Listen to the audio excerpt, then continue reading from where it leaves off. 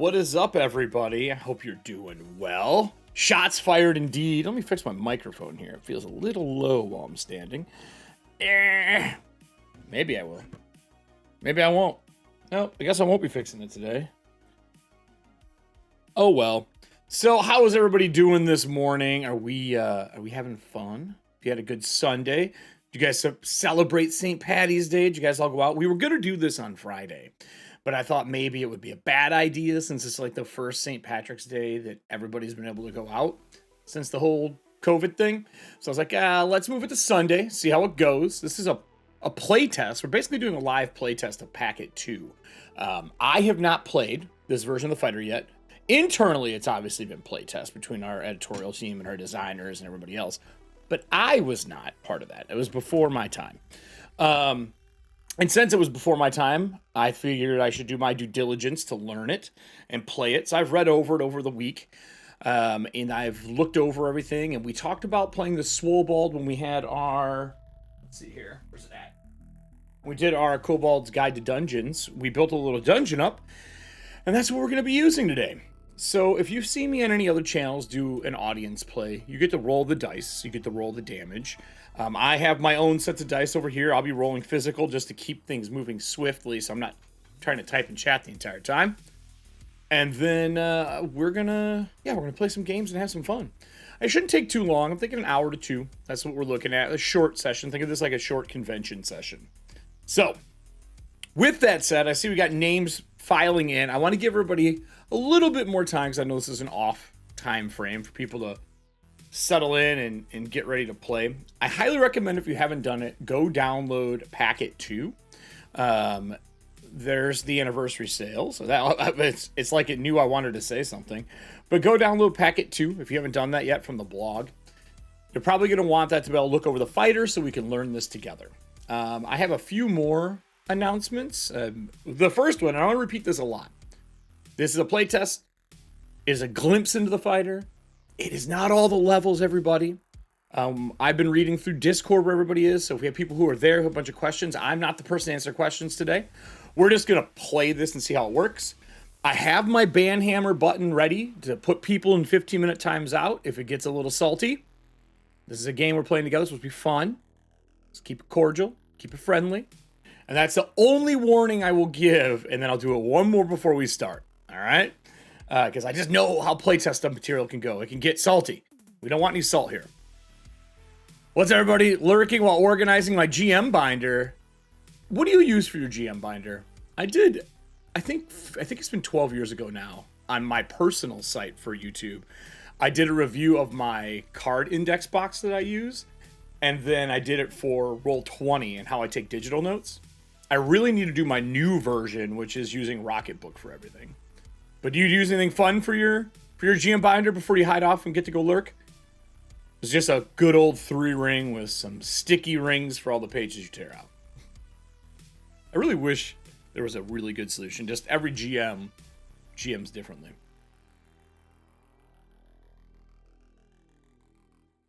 You use Word docs? I used to do that a lot. I find I can write and draw quicker than I can type. And when I'm on screen, I try not to type too much, even with the gates and stuff I have set up. If you're clickety-clacking away, you're like looking down, looking at the screen, clacking, and I have to write. It makes it smoother for me because I can write things on an angle. I legitimately write everything horizontal that is player information. Anything that's GM information is usually in a different color pen, and it's slightly tilted, like on an angle off of them, so that I know those are notes to me. And then if I have encounter notes, they get circled in an explosive, like, think action bubble from comics. I put an action bubble around it and put the details for combat in there. It's a very plot web, hooks and anchors style of doing GM notes. But it's something I've actually enjoyed. I can get everything down to about 1 page for a good 4 to 5 session game. It's pretty dope. I like pen and paper, yeah. 3-ring. Plastic sleeves, whole 9 yards. All right, yeah, I feel you. Sticky notes. Dude, Field Notes. Is it Field Notes who did it? No, Moleskine made some sticky notes I bought a while ago. I'm a big fan of this. Hold on. Dive under the desk. So I have a notebook problem.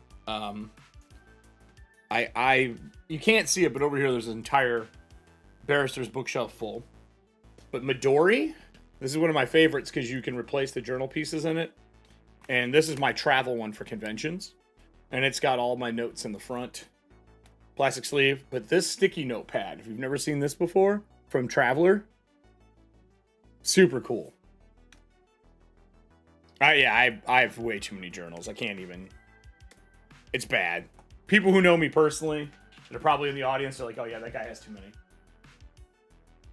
So, with that said, there's a few things to look at today, so let's head over to the other board.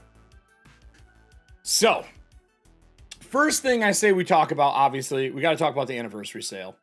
The anniversary sale is still going. There's 11 hours left on this one. I just looked through layers for the first time 2 weeks ago. If you were looking for some really cool ways to use your monsters, this is dope. And then the 65% off bundle is going to end at the same time. And today, we're giving away 2 bundles. We're giving away 2 of these bundles. When we do, we'll need your email that's associated with the Kobold Press Store, along with a little bit name, all that kind of stuff, that information. But we're going to give away 2 of these bundles today. Normally, it's about $50 worth of stuff, $45 worth of stuff. One of them we're going to do a drawing for, I think. And the other one is special. We're doing something special. So the more you interact with the show, the better likelihood chance that you have to get a hold of one of these bundles. That's the number one thing I wanted to talk about today was that this is ending. So get your stuff while you can. Let me scroll over here. Deep Magic Volume 2. Very important. Closed well. Someone had asked us if it was because of what happened with OGL. I think it definitely helped people realize there's other things out there, which is great. But we had 900 spells submitted from people who had backed Kickstarter to get their names in the book and get their spell in the book. Right now, the judges have narrowed it down to their 60 spells that they're keeping out of the 900 to put in. And I just wanted to at least showcase these. Some of these names are great. Ambusher's Regret, love that. What was the other one I really liked going through here? Blood Shards, I'm already interested. Doomed, I'm curious as to what this is because I love the Doom spell. Doomed is something else. But these are all the winners from this. So expect to see these in Deep Magic 2. It's going to be pretty dope. This was something you could do for being part of the Kickstarter. You could submit spells. We gave you a template.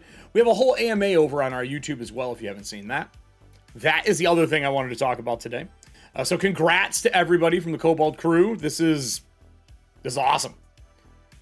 Today, I'm going to showcase 2 of these spells along with everything else that we have built during our show so far. So let's get rid of this and let's bring up our Acrobat. So last week or the week before, we took a dungeon map from Kobold Press and we used the dungeon, the guide to dungeons to build onto that and make our own dungeon. And then today we are playing that dungeon. So let me grab my note sheet.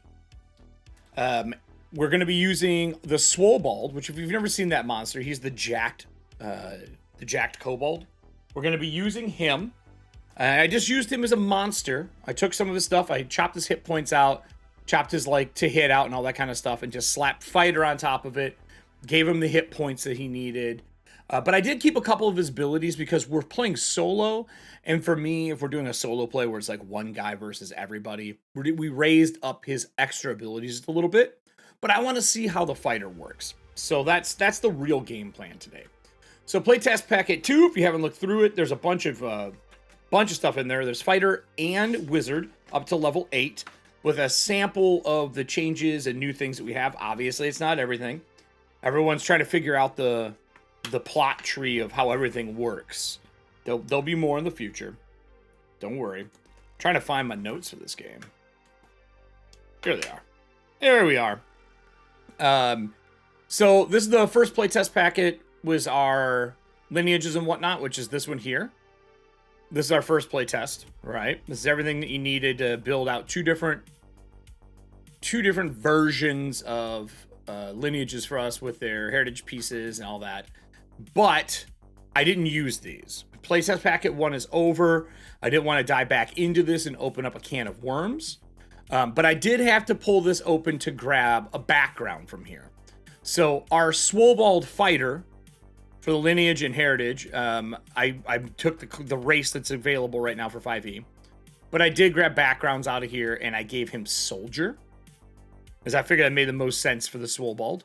And if you scroll down to here, I changed his adventuring motivation as well. I rolled and like added on to it, which we'll get into that. But yeah, where are you at? Am I skipping it somehow? Soldier, here we are.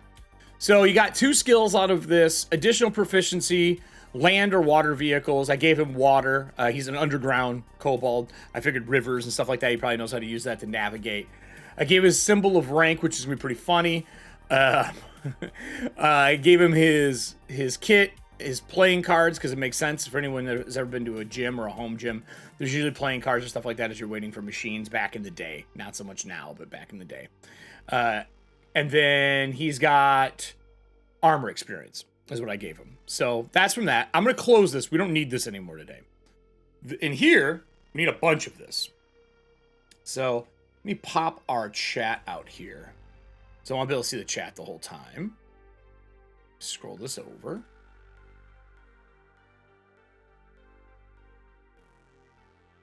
So I went through and made a form fill character sheet over the weekend so I could showcase him and so we could fill things out. So this is our Swolbold, Dek Sandler. Sandler is in real life the shortest strongman to ever win competition. So I took the last name, named him Dek because we're playing a martial character that uses gauntlets in their hands. He's level 3. I gave him the Weapon Master. I figured that we should try out one of the new subclasses. Kobold, Swolbold, you know, lineage, heritage, irony. I don't know if that'll actually happen. That's just me. We have our soldier. He's chaotic swole. I don't know. The way that happened is I was fixing the form fills and I was writing in Swolbold and it started writing here and I had to go back and change the form fill and I just kept it as chaotic swole. When you build your characters out, they give you how to do your stats and everything, right? And you get +2 to one and +1 to another. I gave him +2 to here. I gave him +1 to his con, right? So that's why he's a little stronger. And he still feels he's not strong enough in his old age. And I gave him his constitution bonus. This whole form fill, by the way, I made everything clickable. Like I went through and I went to town so it's usable. We swapped out inspiration. Mark, our director, went in and swapped the things that we can talk about so far. So we have luck here. These are also clickable, right? So you have your clickables here. On top of that, I upgraded him so he doesn't have a D10. He has a D12 for his hit points or hit dice. So if you go into your fighter, I gave him all the things that he should have here. His last stand, once per long rest, his martial actions, his action surge, his discipline, right? He has all of that. Under those things for his martial actions, I gave him, you scroll down. So he got, hey, obviously for being a kobold, I gave him common and draconic. That makes sense. Usually most of the lineages have 2 languages, a common and their main one, out of the 2 that we've seen so far. I gave him his water vehicles. I gave his tool, I gave him an abacus to count his sets for lifting. Weapon, he has simple and martial. Talents, he's got 3 stunt points right now. That's something to keep in mind. On the sheet itself, I gave him 3 stunt points. So on him, when we pull him up, you'll see the red box is 3 of 3, which will help out with like us keeping track of kind of everything. And then I gave him his last stand. He's got quick strike. He's got action surge. He's got bonus action once per short or long rest. Basically, if he does either one of those, he gets it back. He has Weapon Master. He's got gauntlets, dagger, shot put, like an orc shot put, like the old metal ones. And then he's got a stunt regain on short and long. Over here, his heritage traits, I let him keep his leaping attack dash. So as a dash action, On its turn, when it stops within 5 foot of a creature, it can make 1 slam attack with disadvantage as a bonus action against the creature. So basically, you can blow his bonus action or do that, like hit somebody, charge, and then bonus action them. He has sunlight sensitivity. It's one of the things that the Swolbold can get in the 5e. There's a couple different options, so I just picked one, kind of like hacking it to give him his different things from his lineage, right? And then perception checks, it's only that rely on sight. And that's this part. We scroll down. We got our Swolbold, our big old Swolbold, Dek Sandler. He's originally from the Lost Depths of the Labyrinth, which is from playtest packet 1. The Labyrinth is. He's part of Gold's Dragon Gym and looking to bring back his strength of giants. Right? We scroll down more. Adventuring motivation.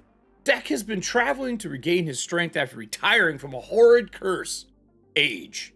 Even before his time at Gold's Dragon Gym, he was small for a Swolbold, but over the years of pumping iron, he won his first belt. Now at the age of 57, he looks to continue his legacy and hunt down the fabled Belt of Strength, which is a belt of giant strength. I gave him his additional features and traits are in here. He's got the bulk out action, a little bit of the Bane element. This is from the Swolbold and the 5e, so he's just got a little flavor to him. It recharges short or long rest. As a bonus action, a Swolbold can increase its size for 1 minute. While the Swolbold is larger, its slam attack deals an extra d4 damage. The escape DC for grapples and strength saving throws for its crush action increased by 2. And it has advantage on strength checks and strength saving throws for the duration. All right. And then we get into the additional treasure. I needed to have a spot to put our abilities from here, right? So I added them down here just so we have them on the page. These all are 1-point abilities. These all take a stunt point.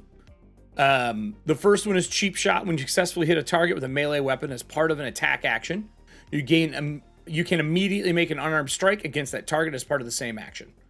So since we're melee anyway, the whole 1-2 punch is a grappler and a brawler. I thought that made sense. Riposte, 1 point, requires a melee weapon without the heavy property. Gauntlets don't have that, so we're good there.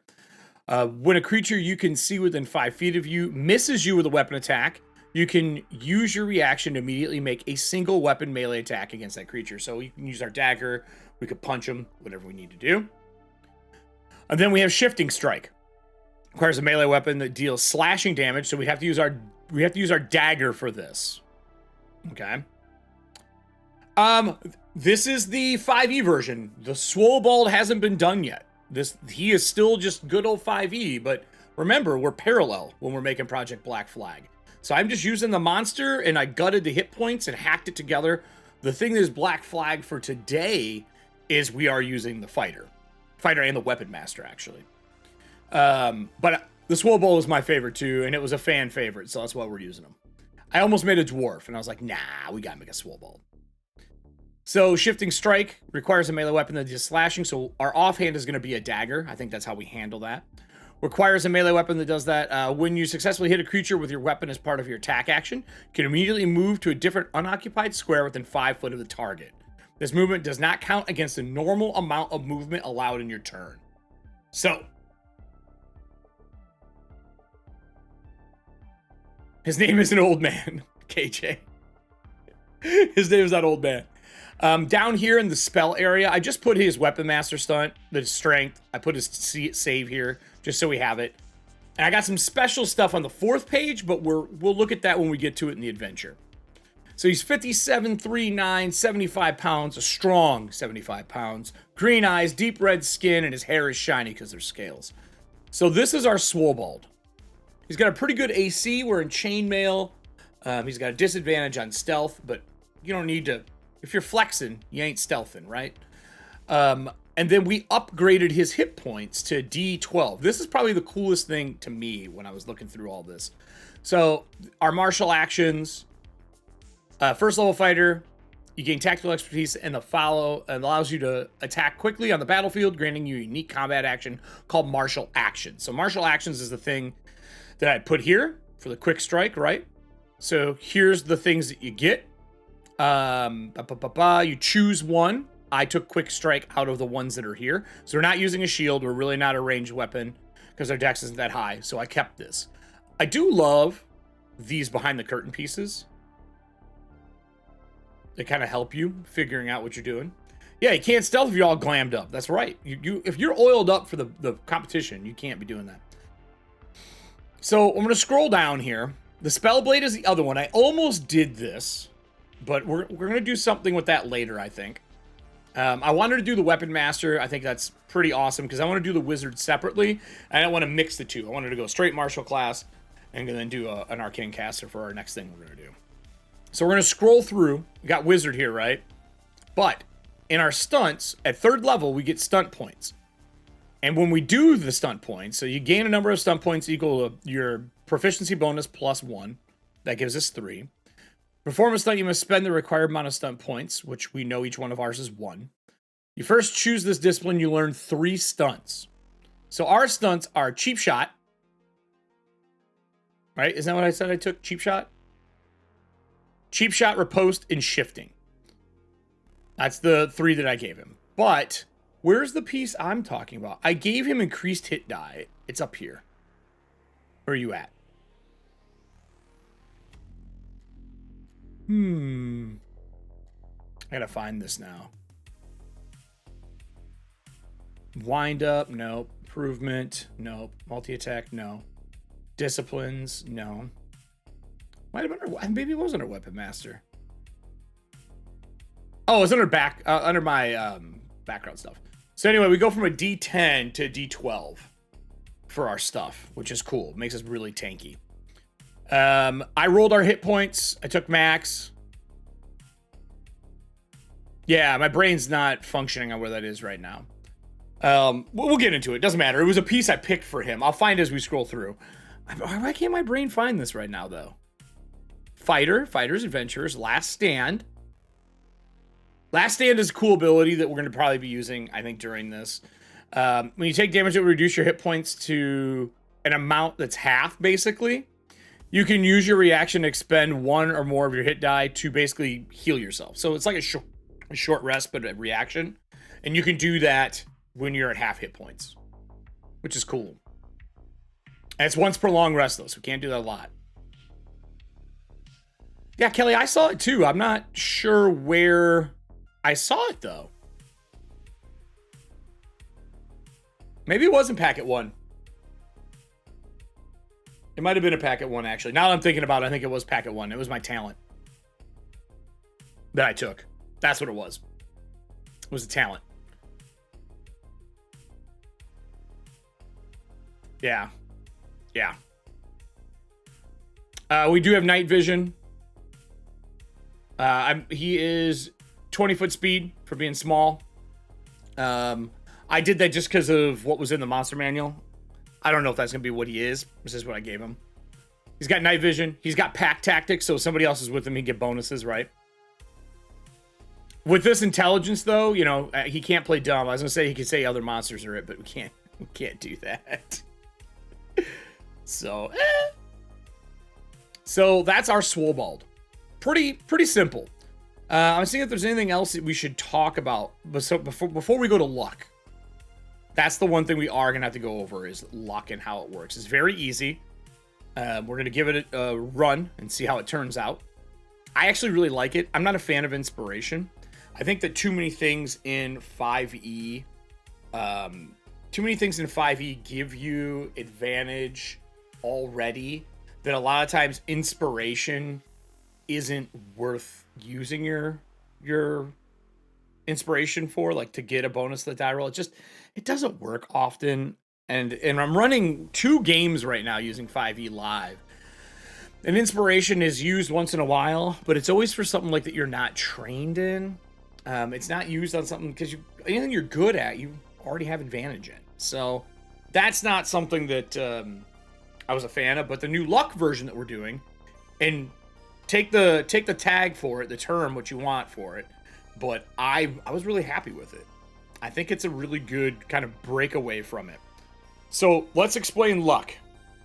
Here's the core mechanics of it. You can only have up to 5 points, right? You get a luck point every time you fail an attack roll or a saving throw. You get a luck point. Those luck points can be used as a +1 bonus, 1 for 1. You can spend 3, you could spend 5, you could Spend whatever you want.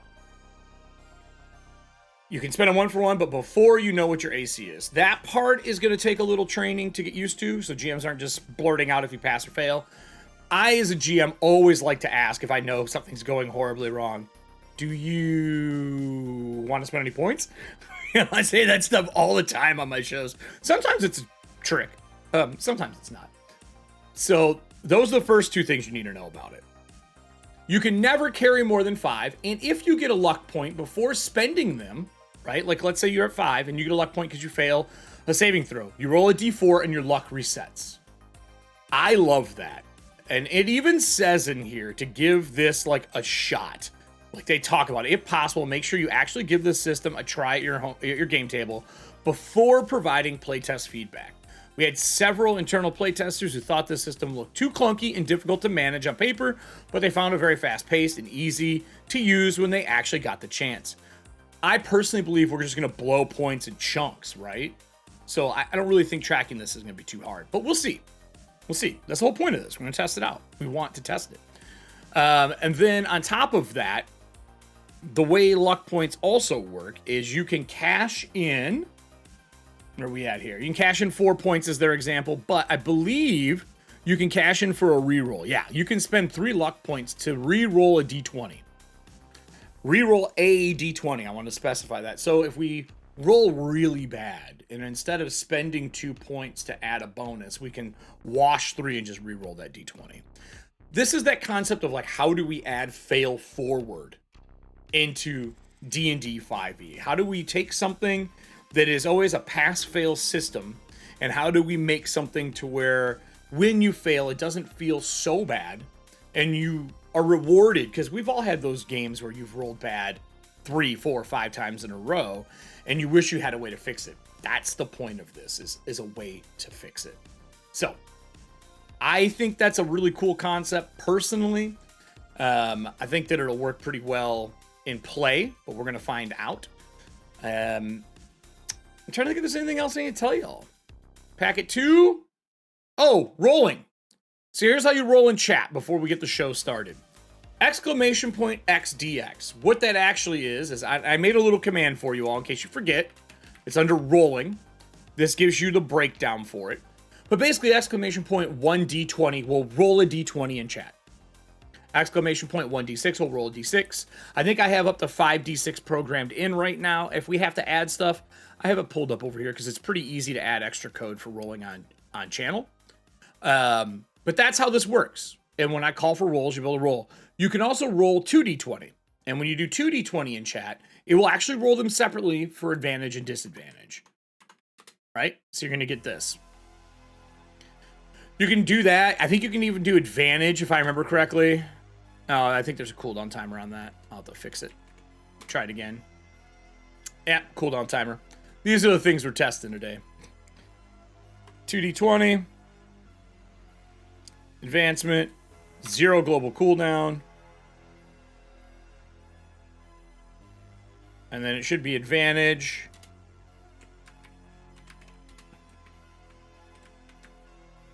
Disadvantage.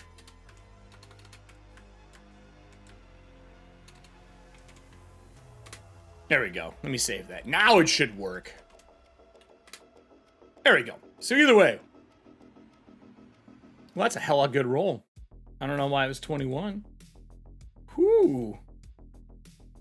It changed the code. Awesome. I can boot it back down. There was a bug before where you had to be 1 above all the dice rolls, or it would never roll max. But it looks like they fixed it, so that's awesome. So that's how you roll. We're going to be asking for rolls in chat. If I don't get rolls in a certain time, I'm just going to roll. So if people just sit around and aren't playing, I'm going to roll. We talked about Deep Spell winners, and then if you're not in our Discord, the Project Black Flag talk has been on fire since Packet 2 has dropped in. Make sure you check out that if you're not in there. We're about 10,000 people in our Discord. So, with that said, we've got the new mechanic of luck. We got our new stunts. What else do we have that is new? We have a D12 for our hit points instead of a D10. On top of D12 for hit points, We are doing Weapon Master. Weapon Master gives us some extra abilities. We have the ability to quick strike people now. That is just an ability we have under the martial action. Is there anything else I missed before we get started? I don't think so.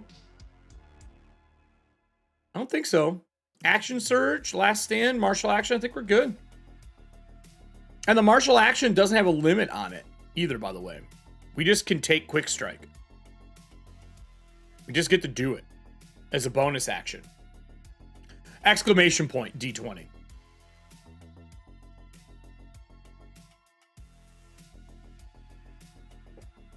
Got to put that exclamation point. There you go. That's it. That's all there's to it. And all the other dice are in there as well. So I'll leave this so we have it as well. I recommend having your packet 2 open. Again, if I miss a rule or something's wrong, let me know. This is a learning experience for both sides of the screen on this one. Yep, you got it. Pretty simple. And then I don't have our strength bonuses in there because I want these dice to be used through numerous shows. So we'll just add the strength damage bonus in, like the +4 bludgeoning and stuff like that. We'll add it in. So I'm kind of think I'm gonna bump this up one more and see if I can center it for you all to make it nice and large. Nah, I can't. Damn. All right, we got to stay at this size. With that said, we start with no luck. I want us to go raw at the gate. No, nothing extra. We do have a Dungeoneer's pack in case we need anything going into this place. We do have a symbol of rank, the strongest belt.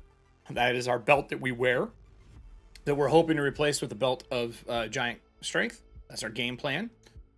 And that is all of our rules. I don't think I'm missing anything. So shall we get started? Are you guys all ready? I'm excited for this. So our sheet that is in the background, I'm going to move this. I'm going to set our tone. Let's get rid of the acrobat. Let's pull up our roll 20. This is our Swolbold. This is our Swolbold right here. You'll notice I have him marked. We have our hit points. Oh, this armor class should actually be 18 because he got upgraded. Boom. Problem solved. And he's got 3 in here as a test. I was seeing what we could do for our luck. Right now, we have 0 luck. So this is our Swolbold. He is heard through the grapevine. And I'm going to do this as like a total RP. We're going to have descriptions of the entire dungeon. And you guys are going to be reacting, decide what you want to do. So, as we approach what used to be a bathhouse of an old city, most of the city is ran down and destroyed from the recent attacks. But there is a few buildings been left behind, and a village has been building there slowly around what was once a bathhouse.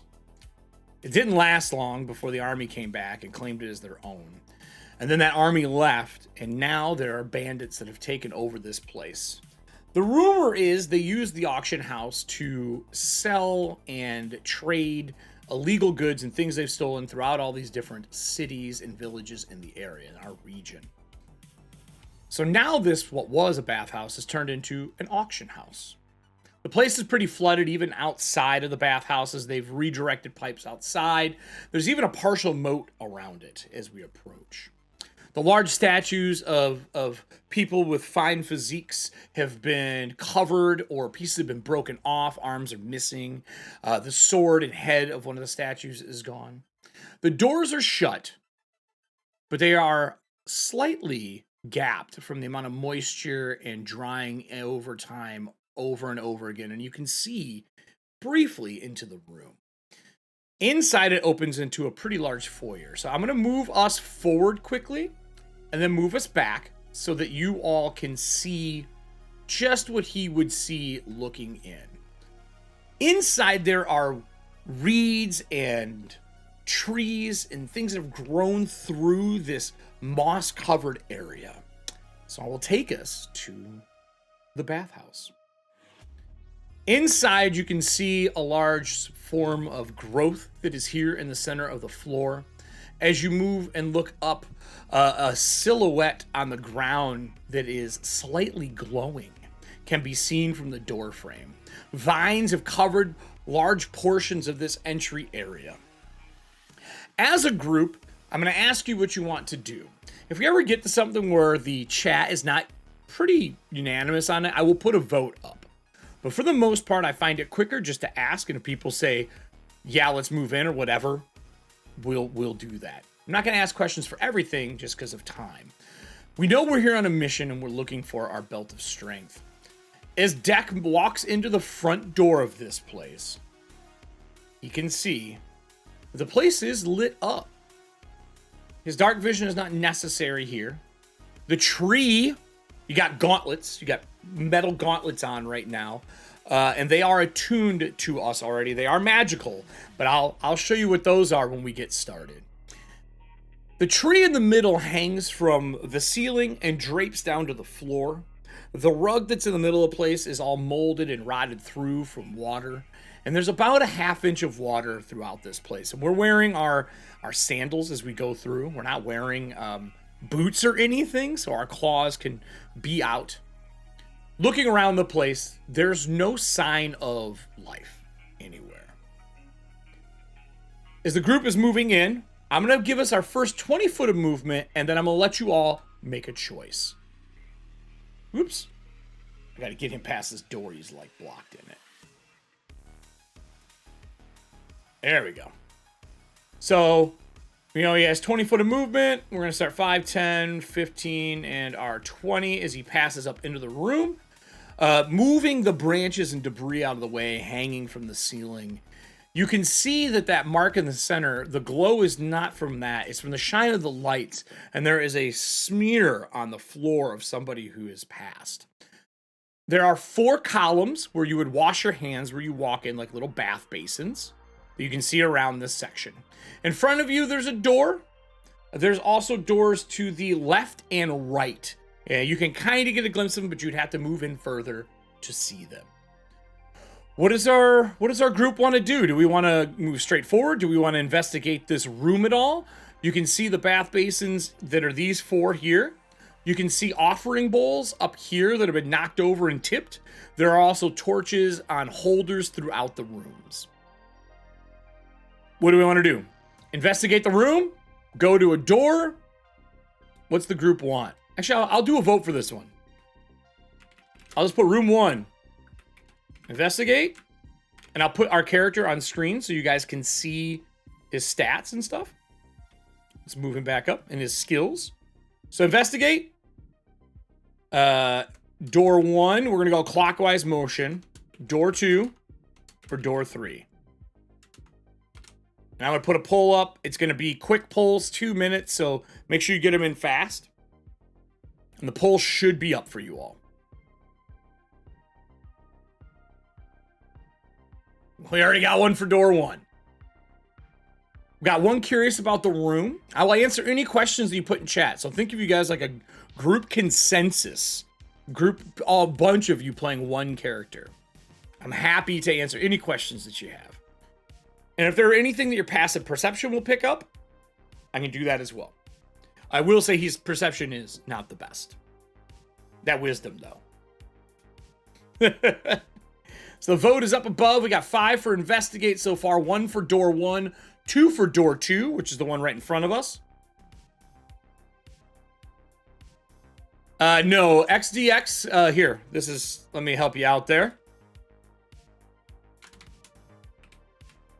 This is how the rolling works for dice rolls.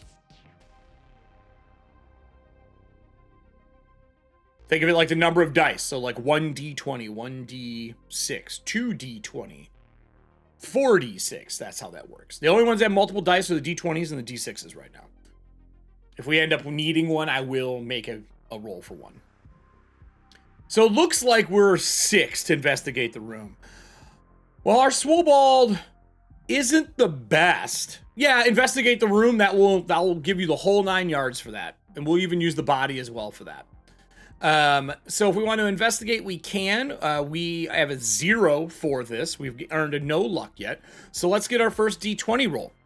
Give me next point. D20 for investigation as we move into the room and start to look around.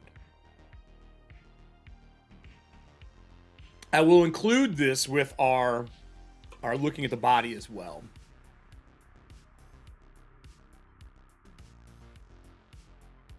Oh, why is that over top? Weird. There we go.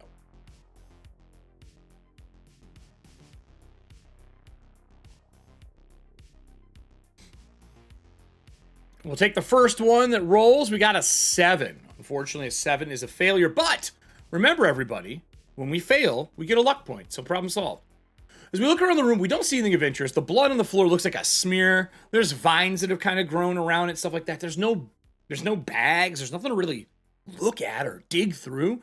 The bowls on the left and right, you dig through those a little bit. You find yourself 2 silver pieces, but nothing of value there either. The room itself, this looks like people would have came in, washed their hands, probably grabbed warm towels from those tables, and moved in.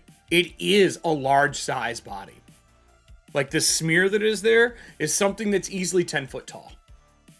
Big, bulky, lots of mass to it as we've looked around the room. I'll move us in so you can see a little bit more of everything. Like I said, there's doors to the left and right. Let me get rid of this. There are doors to the left and right for you. I'll zoom out a touch. You can see. Yep, that looks correct.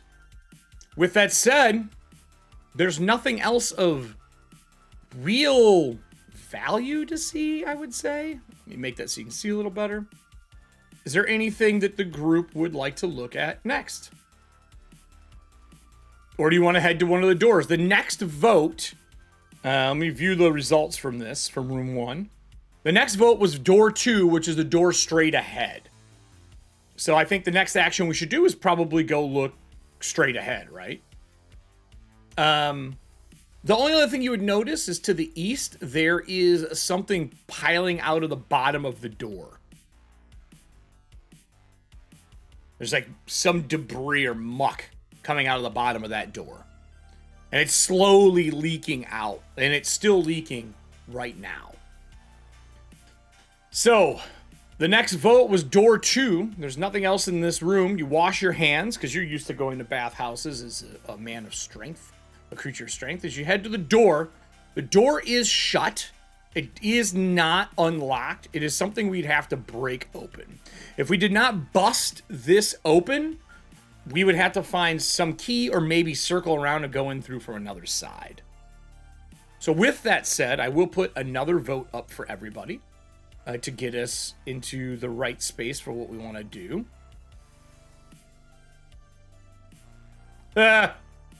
He's like, I'm practicing rolls. So I'll get us a new poll. What are we doing now? What do you hear on the other side? That's a very good question. Give me a perception check. That is a very good one, Frog. If you want to give me a D20 roll, no reason to do anything on that. That is a very fair thing to ask. Give me your D20 roll. Our perception, so you know, is not the best. We kind of suck. Another 7. Let's take another luck point, shall we? There we go. We now got 2 luck points. 7 does not make it. All you hear on the other side is running water. Just the sound of running water. That is it. But we've earned 2 luck points now. So with that said, how do we want to proceed? I'm going to put a what next up. Break the door. I'll break door 2. I will label it for you. Door 2. Go through door 1.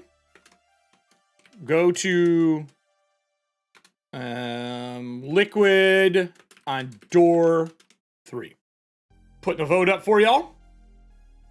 Maybe someone's taking a bath. It is an old bathhouse. That's very true. I would hope that is not the case.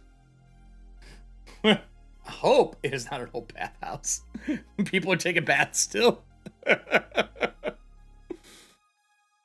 So our vote is up right now. To top, you can vote for the next action. Door 2 is the one right in front of us. And remember, clockwise motion. Door 1 is the left. Door 2 is in front of us. Door 3 is to the right. Do an important press a flex. Get your flex on. Look it. I got our DBZ old man flexing in the background. Quite required, right, for the show? Isn't that how this works? Have our flex on?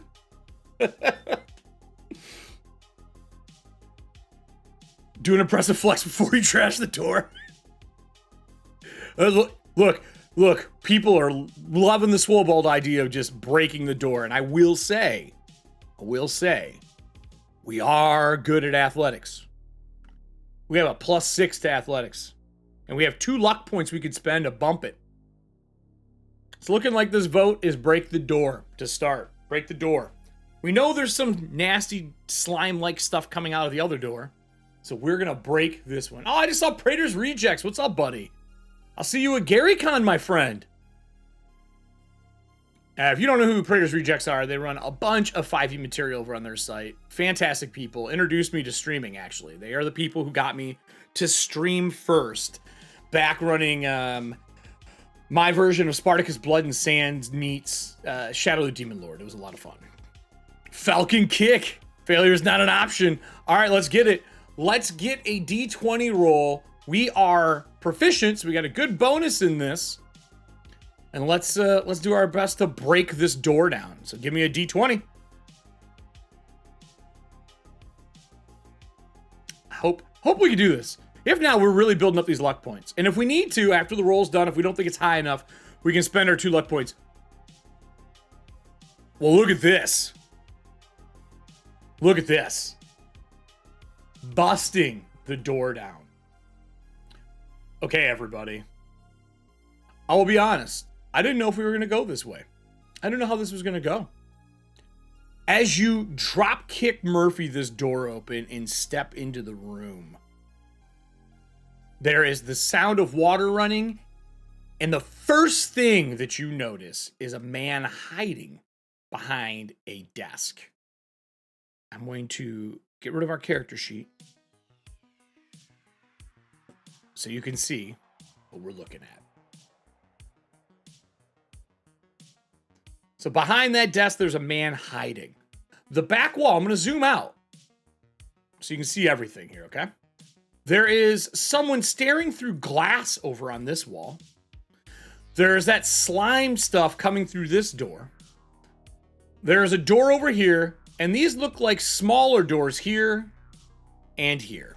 I'll zoom out one more for us. Through the window, you can see a bunch of chairs, but you don't see anyone sitting in the chairs, just the man standing there watching. The man's cowering behind. He's got a crossbow out, a heavy crossbow. He's reloading it right now, and he's aiming in your direction when the door gets kicked open. Water is filling the room, is running out of the broken basins in the room. The water you heard running is the one nearest to the door here, as water is starting to flood the environment. As you step in with a wet slosh, I need a perception check from the audience. We'll see what this perception check is first. D20. A 2. Okay. Well, everybody, we are now up to 3 luck points, which means that if we ever need to re-roll a D20, we can blow all 3 and re-roll. Keep that in mind, audience, as we are starting to move forward through all of this. What a horrible first roll for us. Let me tell you what. I was expecting better rolls. We are not on roll fire. We're not on roll fire. Too much swole in my eyes. My muscly eyelids are blocking my ability to see what is going on. So strong that my eyes squeeze my vision away. Oh my lord. I keep thinking of Hans and Franz from Saturday Night Live. Am I the only one? Am I the only one who feels that way? As you see it, he lifts the crossbow up, and someone's asked, you guys wanted to ask what he's hiding from. Beauty man, what are you hiding from? The guy goes, next to you! And a crossbow quarrel launches off at something on the ground right next to you. When you look to your left, there's a bunch of mold and vines over the ground, and you see it begin to move. As this plant-like, it's a human plant-like creature with vines, and it looks like this like white stick-like material growing out of its chest starts to peel itself off the floor. You see the man in the background smile and walk away from the window, back into the room, and away from what is going on, kind of laughing to himself, and he heads up northeast. With that said, everybody, we in initiative. Since he shot first, you were not surprised. We all get to roll. This guy will be considered technically an ally for this combat. So if you could please give me a D20 roll for initiative. Our character is okay at this. He isn't the best. He's okay. A 7. Now, with that said, that's a really low roll. And I will let the person who made the roll that we pick make the decision. John, you could spend all 3 luck and roll again, or you just want to stow it and see what happens. It's going to be up to you. Or you could add 3 to it if you'd like to do that as well. Or you can take the luck point and keep rolling. Oh, no, it's only on attack rolls. It's only on attack rolls and saves. You can't take a luck point. So you can't take a luck point. It's only on attack, saves, and saving throws. Attacks and saves. So are we just going to keep it? Keep our points for now? All right. All right. As this creature stands up, I'm going to pull up the artwork for this, and I'm going to apologize in advance. This creature is not normal. It is not something you probably want to look at, even. In here, I am using the TV to tabletop Last of Us rules, and we are dealing with the apocalyptic fungus. If you've not seen these, we did a rewrite of some stuff and made them into lovely fungus zombies. And I'm talking the whole 9 yards. Everything that is involved to get yourself some Last of Us action going on. And I apologize in advance for what is about to happen. Not really, actually. I don't apologize at all for it. I think it's going to be great. Personally. Personally. It's going to be fine. It's going to be fine. Don't you worry. I'm going to roll initiative for me. I'm going to put a tracker on the table for us so we can have everything that we need to do this. Just so it's easier for all of us to stay in the know. I'll go like this. We'll add your turns. You got a 7. I believe with the Swolbold, if I remember correctly. The Swolbold's got a +2. So you got a 7, 8, 9. You get a 9. The Bandit has got a 11. You have a 9. And our big bad guy, he's got a lot of nothing here. He's got a 10. So, why'd your 9 not? There we go. So our Bandit is going to be going first. Yeah, 2 for Dax. Yeah, he ain't great. He ain't great. I'm going to put this down here for now, just so we can all see it on screen. I'll put it here. You guys can see that, right? And that means that our lovely Bandit is going to go first. The Bandit is going to take action to reload. Is there anything else he wants to do? I'm going to give him... Let's look at the fighter stuff. Let's see if we can't use something for him. He's a first level fighter. He's trying to survive, everybody. First level survivor and trying to survive. I'm saying he's going to reload. He's going to take aim with his bonus action. Because he has 2 shots in this crossbow he's wielding. So he clicks the lever. Another bolt loads in. Bonus action to aim. I'm selecting that target. If you make a ranged weapon attack against the target before the end of your turn, you double your base attack bonus. So he would have a 4. I hit. Someone in the audience roll me a D10 for damage. I'll let you guys roll damage for him.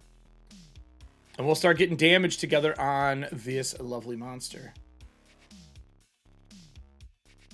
I'm not too worried. It's going to be fine. My guy will survive, right? Right? 8 points. Okay. Okay, I see you. So, that's not too bad.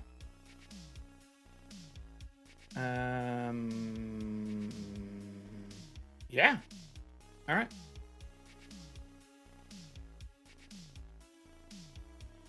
39. And you guys did 8 points plus my bonus. So minus 12. Still standing. That is his action. The creature stands up. Peels himself to the floor with his move action. And he is going to make his attack against the Swolbold. I think he has to. I think that's what he's got to do. As he stands up, he peels his hand off of his body, and you can see all the fibers and peel away. I'm going to use my fungal strength to have advantage on grapple. I'm going to try to grapple you. Ooh, buddy. That was a really good roll.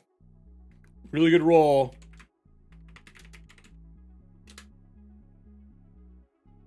So I need the group to give me a strength, let's see here. Strength athletics check, please. This is to contest the grapple. We're good at this, by the way. We're good at this. Remember, our Swolbold is strong. Yep, need a D20 roll. We got an 11. We're gonna need a second one. We have advantage on grapple as well. A 4. So I can tell you I rolled really well. And if that 11 seems like it's not good enough, you could technically blow 3 luck points for a reroll. John, you rolled that. Would you like to blow 3 luck points for a reroll, or are you just gonna let him grapple you? Gaping maw, his head is split open, and there's like some flowery like fungus growing out of the top of its head. All right, boom. We spend the points for the reroll. We scroll us up. 1, 2, 3. Roll again. Give me a D20 roll. Worth every penny, with that D20 being a 20. As he goes to grapple you, your swollenness kicks in.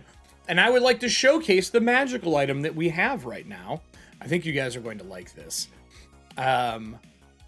We have these golden, shiny gauntlets that cover from our elbows down. And as we scroll down here, I will show you our lovely Atlas gauntlets. This is another one from our TV tropes.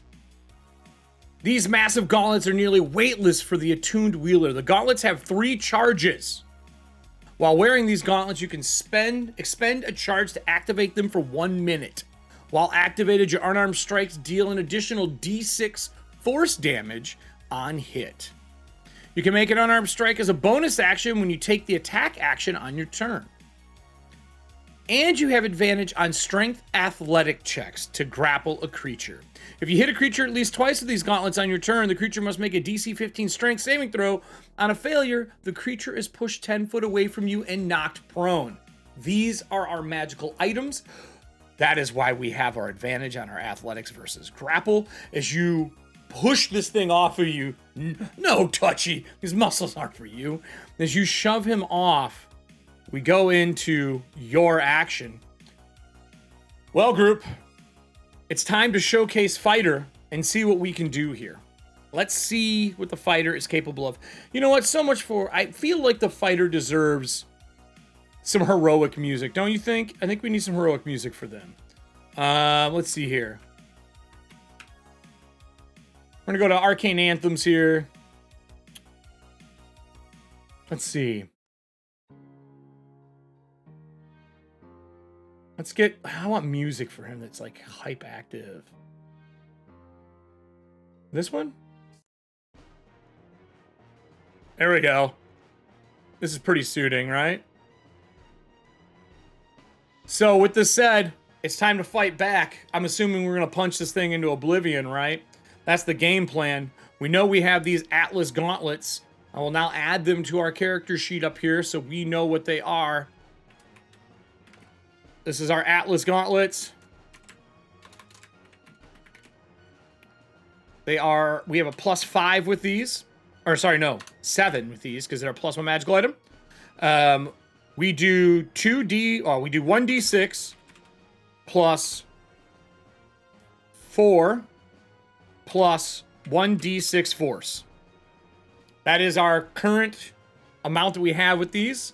I'm assuming we're attacking this thing, everybody. We're going to need more than one attack roll. So let's do, unless you want to grapple, because I will remind you, we could grapple if we want. I don't know if you want to grapple this thing, though. Seems like a bad idea to me. So unless we're going to say grapple, I'm going to say attack. I need 2 d20 rolls. One for the first action. And then one for a possible second action. So let's just get 2 different d20 rolls. First one's a 4. Not good. That does give us a luck point back, though. 17 is good. We swing with the first one, and as it stumbles back from us pushing it off, we miss the first blow. We're old, a little rusty. We haven't been in combat very often. For the second one, we have an option. Remember, we do have the Atlas Gauntlets. The Atlas Gauntlets will allow us, if we want, let's see here. We can use an unarmed strike as a bonus action when you take the attack action on your turn. So we can do a bonus action and get that second one, which is 17. Or we can use one of our abilities here if we'd like. We could use Riposte.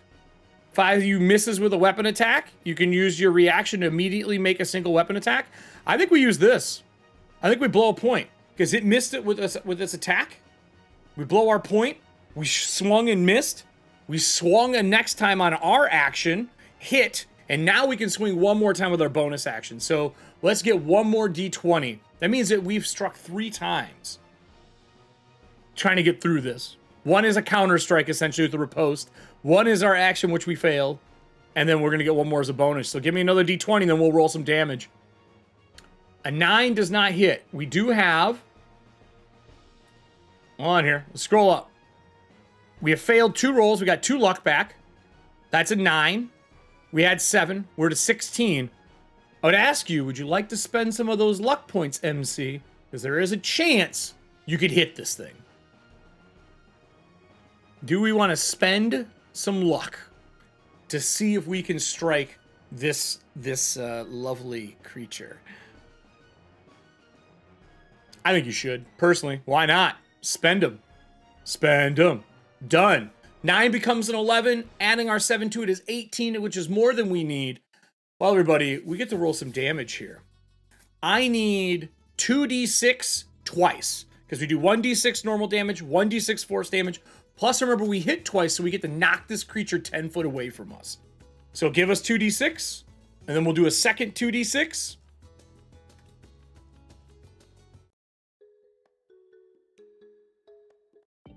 That's 12 for the first one. Here, let me change the timer on that, since we're going to be rolling these a lot. Give me 1 second. I'll make that so it's a 0 timer, everybody. And 0 and save. Okay, now that should be a 0 and we shouldn't have to worry about that anymore. This music is the opposite of what I'm looking for. Let's go to volume 4.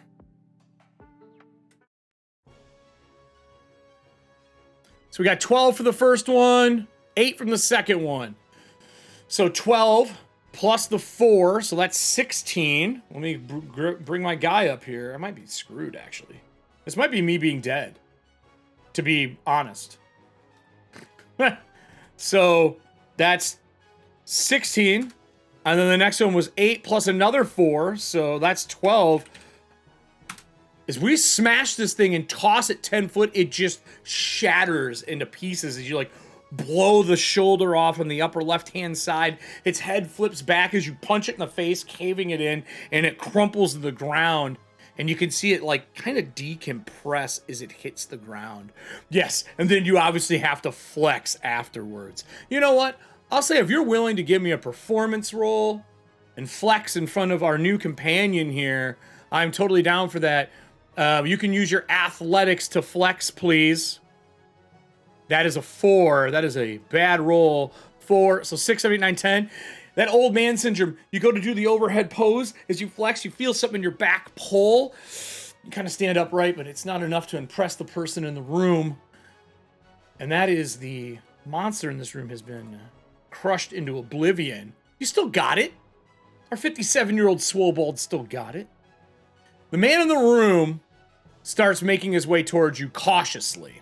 He has his repeating crossbow in it. You catch a glimpse out of your eyes. He reloaded a new magazine into it. It's 5 shots. He's used 2. He's got 3 left. He comes to about here. No, I'll say he actually goes to the side, out of the line of sight of that and towards the table. And he starts sliding open a drawer in the bottom of this table. And he says, look, thank you so much for being here. I don't think I'd have made it out of here otherwise. I know that I look like one of the bandits, and I am. But I don't mean any problems. I'd like to just leave, if you'd be all right with that. Or I could maybe help you out. I know this place pretty well. I'll tell you, it ain't safe anywhere.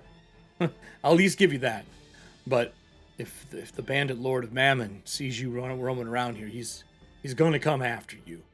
I think this stuff, and he points to the creature on the ground's got in his head. Anything you guys would like to ask him or do or make rolls? Or are we just going to continue on without even discussing this guy? Are we going to swallow our way through another door? What would the group like to do? Talk amongst yourselves. Give me some options. If we get a bunch of them, I'll put a vote up. But he's digging through the desk right now. I'm going to close out our combat initiative order. Mammon. Mammon is who this group worships. Does anyone here want to know who Mammon is? You're welcome to make a religion check. Welcome to make a religion check if you'd like. We're not the best at it. Except when we do that. How does your guy know Mammon? Out of everything this character should know. How does he know this? Is he the deep studier of religion between his sets? Like...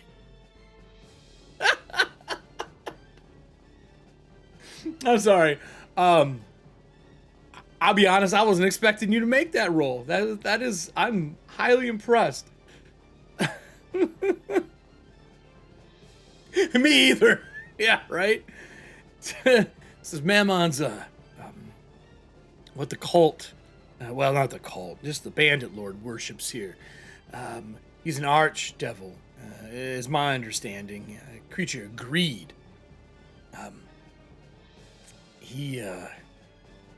The man who's behind the glass earlier that walked away, he's a devoted follower of Mammon.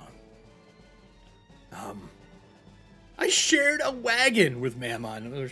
Yo, I am totally found. You know what? I'll give you a luck for that. That is the best comment I have seen.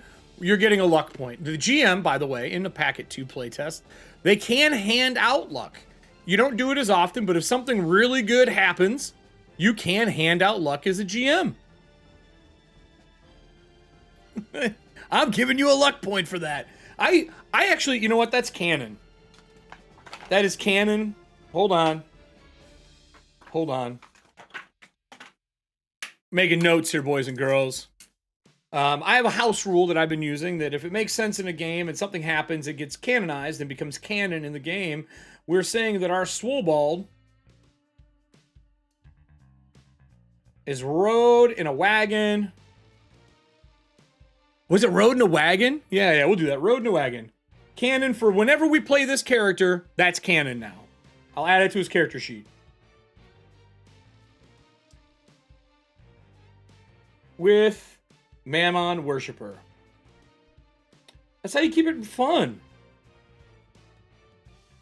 Should we say the Mammon Worshipper was greedy for gains? Is that what it is? Was he greedy for gains? And do anything to keep him? Anything to take him?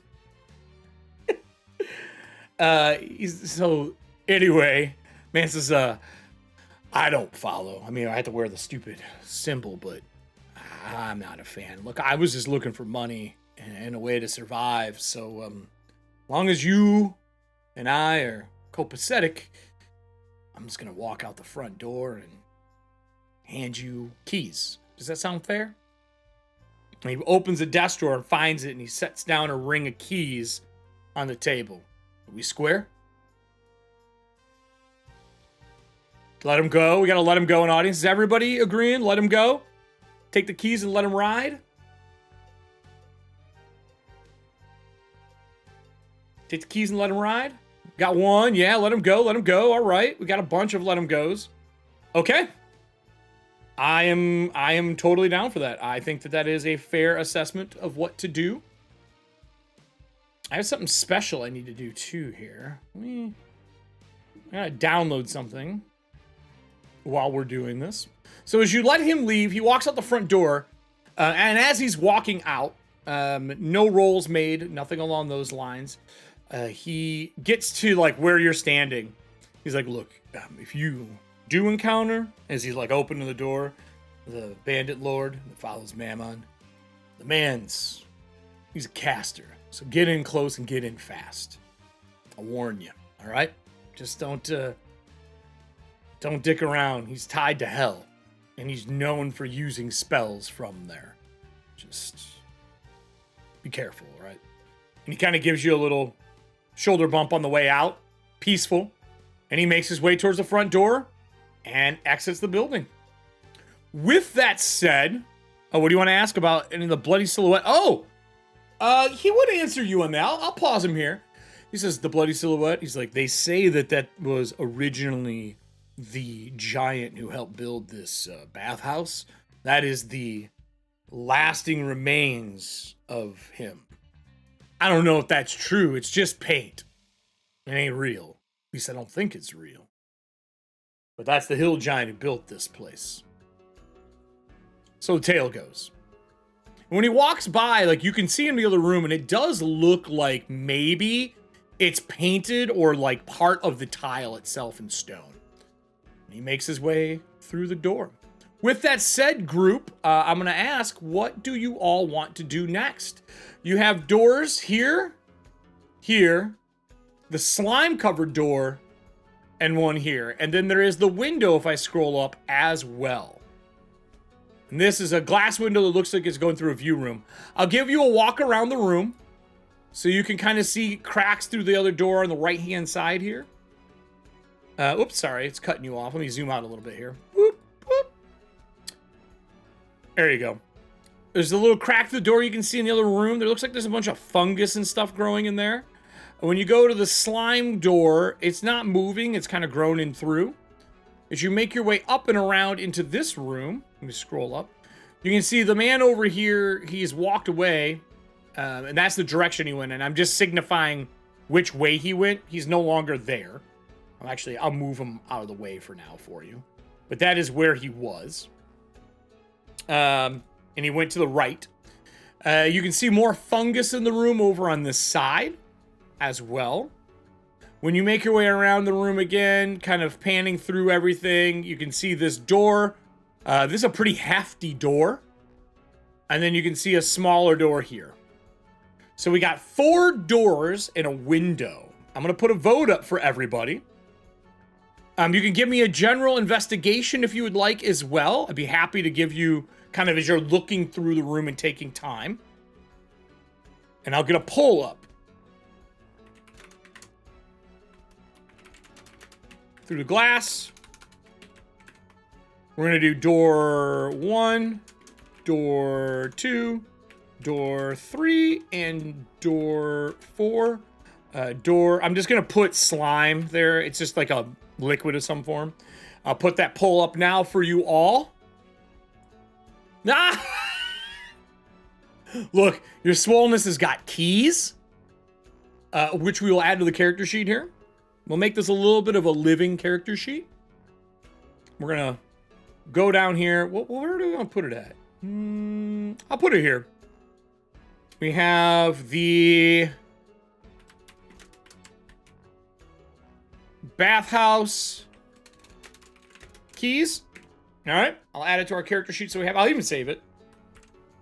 Okay. That's where we're at. We got 1 luck point. Vote is up. What are we looking at? Through the glass, too. Man, I had a feeling that was going to be the one. Oh, we got Through the Glass 3. Vote is up above for the next action that we're going to be taking here. As the Bandit of Mammon has made his way out of the room. They say that the Bandit Lord here has some form of magic. We know that this place is built by a hill giant, and that is a marker of him. The way I would say that red mark is, think of that like like when someone does concrete and they put their handprint in and sign it. It's like that, but it's like dyed red in the tile. That is how I would say that looks to everybody. Your guy's just not quite that smart. He's not stupid though. He's got an 11. He's above average, right? That's good. That's good. I like the, let's talk about some things with the votes going on. I, love the Atlas Gauntlets. Those are dope. I'm adding those every game. That is from another one of our TV tropes. That is from the Arcane, the Netflix series. There's a whole bunch of stuff on there that they did. There's another one in there that I almost gave him. Hold on here. Let me back up. Where is it at? I'll look this up while we're discussing what we're doing here. Oh, well, it looks like we're going through the glass. We made a lap. I guess I'm going to be running and breaking the glass. Yeah, here it is. So, let me pull up our Chrome. So this is the Atlas Gauntlets, but they did the Atlas Gauntlets, they did the Crystal Bombs, they did the Hex Crystal, they did the Mercury Hammer, which is Jace's hammer. We did Shimmer. I almost gave him Shimmer. Like, what a great drug to potion, I should say, not a drug. It's a drug in the animated series, but this would be great. Almost gave him that. These are just some of the items we put together for that if you haven't seen them. Super cool. So it looks like we're busting through the glass, everybody. All right, everyone. You are some brave souls. You are afraid of nothing. As you move to the door, looking around at everything, see the glass. Run. Jump. Smash. Athletics. Let's see what you got. Fist first. Running, flying, jump through the air. Golden glove hitting it. Let's see how strong this glass actually is. Can I get athletics? This is not a grapple. We don't get advantage. People are on fire today. Good roll. That's a killer roll. Are you happy with that? Or would you like to add... I changed the global cooldown to 0-2 for this since everybody's rolling. I want everybody else to see their rolls in case we need extra ones. Are you good with that roll? Do you want to add that one luck point we're sitting on? Sitting on one luck point. Yep. Oh, here's our bonus. Our total bonus is 6. We're trained in this. We get 4 plus our proficiency bonus. We're good.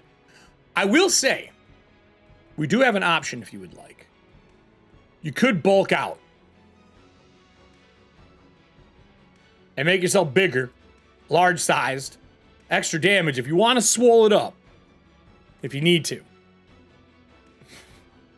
Just saying. I think I'm going to track luck on here, and I'm going to track our other points on our character sheet here. I'm going to track our 3 stunt points in the red. Bulk up makes us stronger. We're better at grappling, things like that. We don't have our crush ability yet. We'll get that later. But 19 is good. As you hit that window, it impacts. And you know that this stuff is made so that, like, when people are wrestling or fighting in here and training, that technically speaking, that's supposed to stop arrows from going through it and stuff like that. Right? Right. Too strong for that. As the force hits and the force, like, magical energy goes off, it blows the glass out into this room. It was a tinted window. I will remind you. It was a tinted window.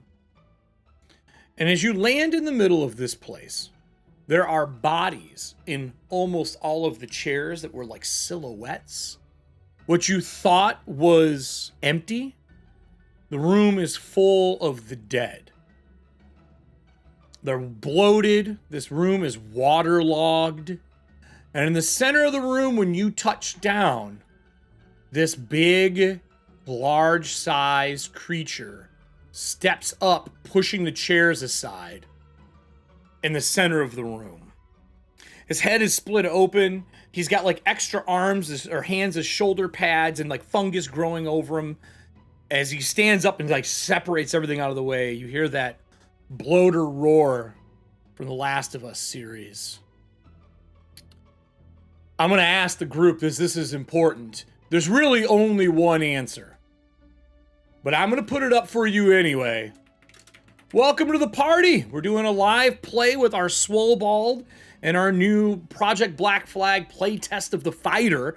This is an audience play where you get to roll and be involved.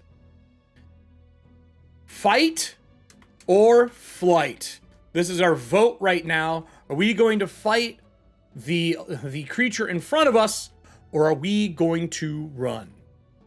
Window is shattered. There are 3 other doors in this room. Fungus is overgrown throughout of it. There's a thin water on the ground. Mold and mildew everywhere. The vote is up in the top. Fight or flight. There's only one right answer, if you ask me, is the Swolbold. For those who just joined us, our Swolbold fighter, Dek Sandler. Last name is named after the shortest strongman who's ever won a strongman competition. He is a Swolbold. When you look at him from the back, they're built like dwarves. Yeah, exactly. I didn't know if I was gonna like luck, but I think once everyone knows how to track their own luck, it's gonna be great. Like I was not for it when I first read it. And then I played it because I play test a lot of stuff, and I was like, I'll give it a shot. And I tested it with just a dry run. I was like, okay, I'm excited to try this live. I think this is something that makes players feel like even in failure, they're getting something. I would love to see more iterations or talents that use it for other things, because just imagine if luck could be used for like failed DCs on spells. Like you could up DCs to make sure that your spells are successful. Things like that. I just think it could work. So our vote up top, we're at 10 people saying fight. Now I'm going to give you a description for this creature because it's not the friendliest thing ever, okay? No retreat, no surrender. Yes, I agree. 100%. 100%. Fight him. And if that's the case, you are going to get a surprise round because you landed and it was not aware and it had to use its action to get up off the ground. So let me read to you from the apocalyptic fungus. Let me read to you what this creature is. I should have uploaded this PDF for everybody so they could have just had it on their phones and stuff. Maybe I'll do that next time. That's what I usually do. I just didn't know where they would want it in the Discord. So the first one we dealt with was a skull bloom. We never got hit. We didn't have to worry about anything. The bloat blossoms are infected humanoids that remain alive for years, becoming bloat blossoms. A riot of fungal growth makes the body broad and ungainly large with layers of tough fibrous growth that protect it from damage. Bloat blossoms have better echolocation than the younger skull blooms, as well as modules filled with something on them. You can see like moving pustules on them. And that's all I can really say for them. There is a fungus infection as well. But these things are pretty vicious. They're not actually a high CR. I tacked on 1 CR to this thing to make it a little more hit points and a little more stuff, just because honestly, we're such a beefy 57-year-old Swolbold. I wanted to give our Swolbold a true challenge. So everybody, with that, it's initiative time. I'm going to put our stuff on the chart. And we're going to get in our second combat, because the whole point of this is for us to play test what we're doing. Let me delete these. Done. All right. D20 roll from the audience, please. For those who just joined, if you put in ! rolling, you can see the mechanics for how you roll in chat and how our luck points will work, all that kind of stuff. I'll put a luck thing in maybe for next time we do this. We got a 13 for our roll. So that we got a +2, right? So we got a 15.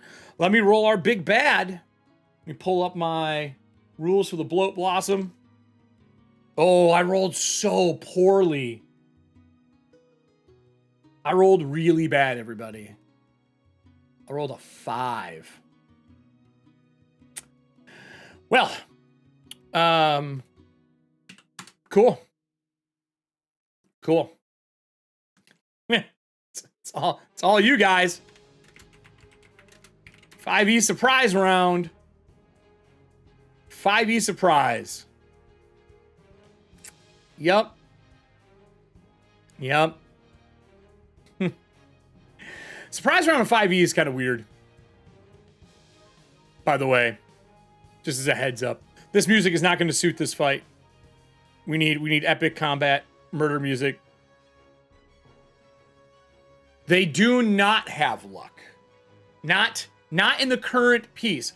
I can tell you there's some special stuff for monsters. I am very excited for them. We showed our playtest packet pipeline, and I think monsters is the next playtest packet that's up for grabs, which will be in April. That's all I'll say. Because we're known for monsters. That's what we do. We make monsters, man. So I can say that I am hyped for the monster stuff. As a monster, I mean, I'm wearing a shirt that has a beholder, a mimic, a cube, and a red dragon on it. So I'm in it to win it for the monsters. So with that says, rules is written for surprise, if I remember correctly. If you're surprised, you can't take a move or an attack action on your first turn of the combat round, and you can't take a reaction until the turn ends. A member of the group can be surprised even if the others aren't. I am surprised. I do nothing this round. You get to go. Let's rock and roll. We are obviously going to move and attack this thing. We are 5 foot away right now. So we land. We move into combat range. It does not get an attack opportunity because we got our surprise round, right? And that means we go into combat. Goes into combat. We're going to need more than one d20 roll. But before we do that, I got to ask. Are we bulking out here? Are we doing our bulk out? Is this the time? And I'll just take d20s in the order they're rolled. Don't worry if extra people roll. It's totally fine. We just go from the top down. Do we want to get big? Is this the time?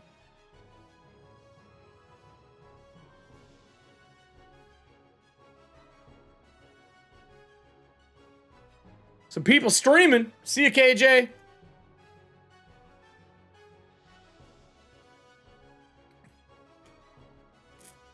I mean, beefcake. All right, we're bulking out. We're going to be adding a d4 damage to everything that we do. Our DC for grapples, what does it say? The escape DC for its grapple and the strength saving throw for DCs for its crush action increased by 2. We don't have the crush action yet, but we have a +2 to all of our grapple checks right now because we're bulked. I'm going to mark that we're bulked. And then I'm going to also mark it on the Roll20 map for us as well. We're going to do this. And I'm going to hit the... Was there a bulk one? I thought there was a guy flexing. Yes, there is a guy flexing. Boom. I'm going to zoom us in for this fight because we want this to be uptight. You see we got a +2 on the chart. And we're first attack. So let's look at this. Our first attack is pretty good here. We used our bulk for the day. Let me bring this up. We are at a +7 to this roll. That means that first one was what? We got a 19, wasn't it? Is that what it was?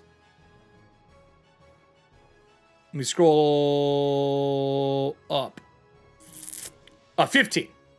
A 15 and a 9. So the 15 hits. We got our +7 to that as well.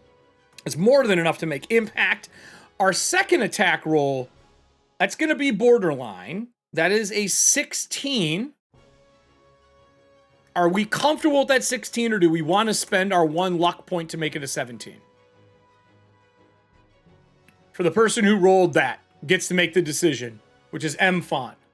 It's a 1 for 1. Spend the luck. I agree. All right, so we spend the luck. That is enough to hit twice, everybody. So now we get to do big boy damage. I need 2d6 twice And I need 1d4 twice from the audience. This is for our first attack and our second attack. And this will push the creature back 10 foot too, giving us space. That was one attack and a bonus action to make the second attack. So let's get our damage together. What am I at here? Okay, that's pretty good.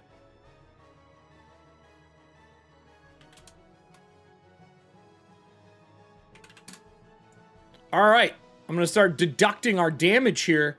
Hitting this thing is like hitting a big, like, rubber inner tube with these bludgeoning blows that we have. But I'm okay. I'm not dying from this, I don't think. I think I'll survive your onslaught of these few attacks to start. I think. Is that everything? That's all of them? Oh, let me fix that D4. Thank you. I just noticed that that is also on... basically, when you make something in this, everything is on a 5-second global cooldown. So I've been changing them to 0 as we use them. So I fixed that one too. Your D4 is now a 0 to make it easier. All right, that should be everything. Let's get this damage on him. As you're hitting him, he's taking the damage. The force is pushing through as well. It seems like because you're using a magical item, you're impacting this creature well. So the first one is, what do we got a total of? 2d6. Our first one was 5, so -5. And then the next one was -4. And then the next 2d4s is another 4 points of damage. And then we get to add our strength to all of this with our magical bonus. So that is an additional 10 points of damage. We strike this thing hard. It gets shuffled back 10 feet, putting a gap between you and them as all the chairs get knocked over and the other bodies fall over. You start to see some of the other bodies crawl on the ground. One appears here as it starts crawling from the ground, and another one gets slammed up into this corner and starts to crawl across the ground. It has no legs. Their legs are still stuck to the seats. Lots of damage. That was our attack action and our bonus action. That takes it to me. These ones are going to crawl. This way. That is their action. Yep, map is up. It's just on delay. Sorry. It's an auto thing. When I start to touch roll 20, it flips the map off for me. Or sorry, flips the acrobat off for me. So these two crawl to here. They go at 20 on the initiative order. I'm going to add them into your initiative. And then you go before the Blossom gets to go. The Bloat Blossom. Which means it is our action again. Now, I will remind you, we have daggers we can throw. And we have these like 10-pound metal shot put balls. So, I'm going to ask the group. I think this is a vote time. This is important. Who to attack? What next is what I'll put. What next? Do we want to focus down the crawlers to get them out of the way so they're not causing problems? Or do we want to fight the Bloat Blossom? That is going to be our next vote. The Bloat Fungus. 2 up. Vote is there. Which one do we want to do? Do we want to focus down as we see 2 crawling towards us on their action? Or do we want to focus down the big guy that we've hit twice and staggered backwards with our Atlas gauntlets? And we're swole right now. We're big. We're a medium-sized creature. We fill the square. We're good at grappling. We can grapple very well. We have some ranged weapons. I'll pull him on screen really quick. You guys saw the map. I'm going to pull him up so you can see. We have Slam and Crush. We do have our Crush action while we are in our Swole form.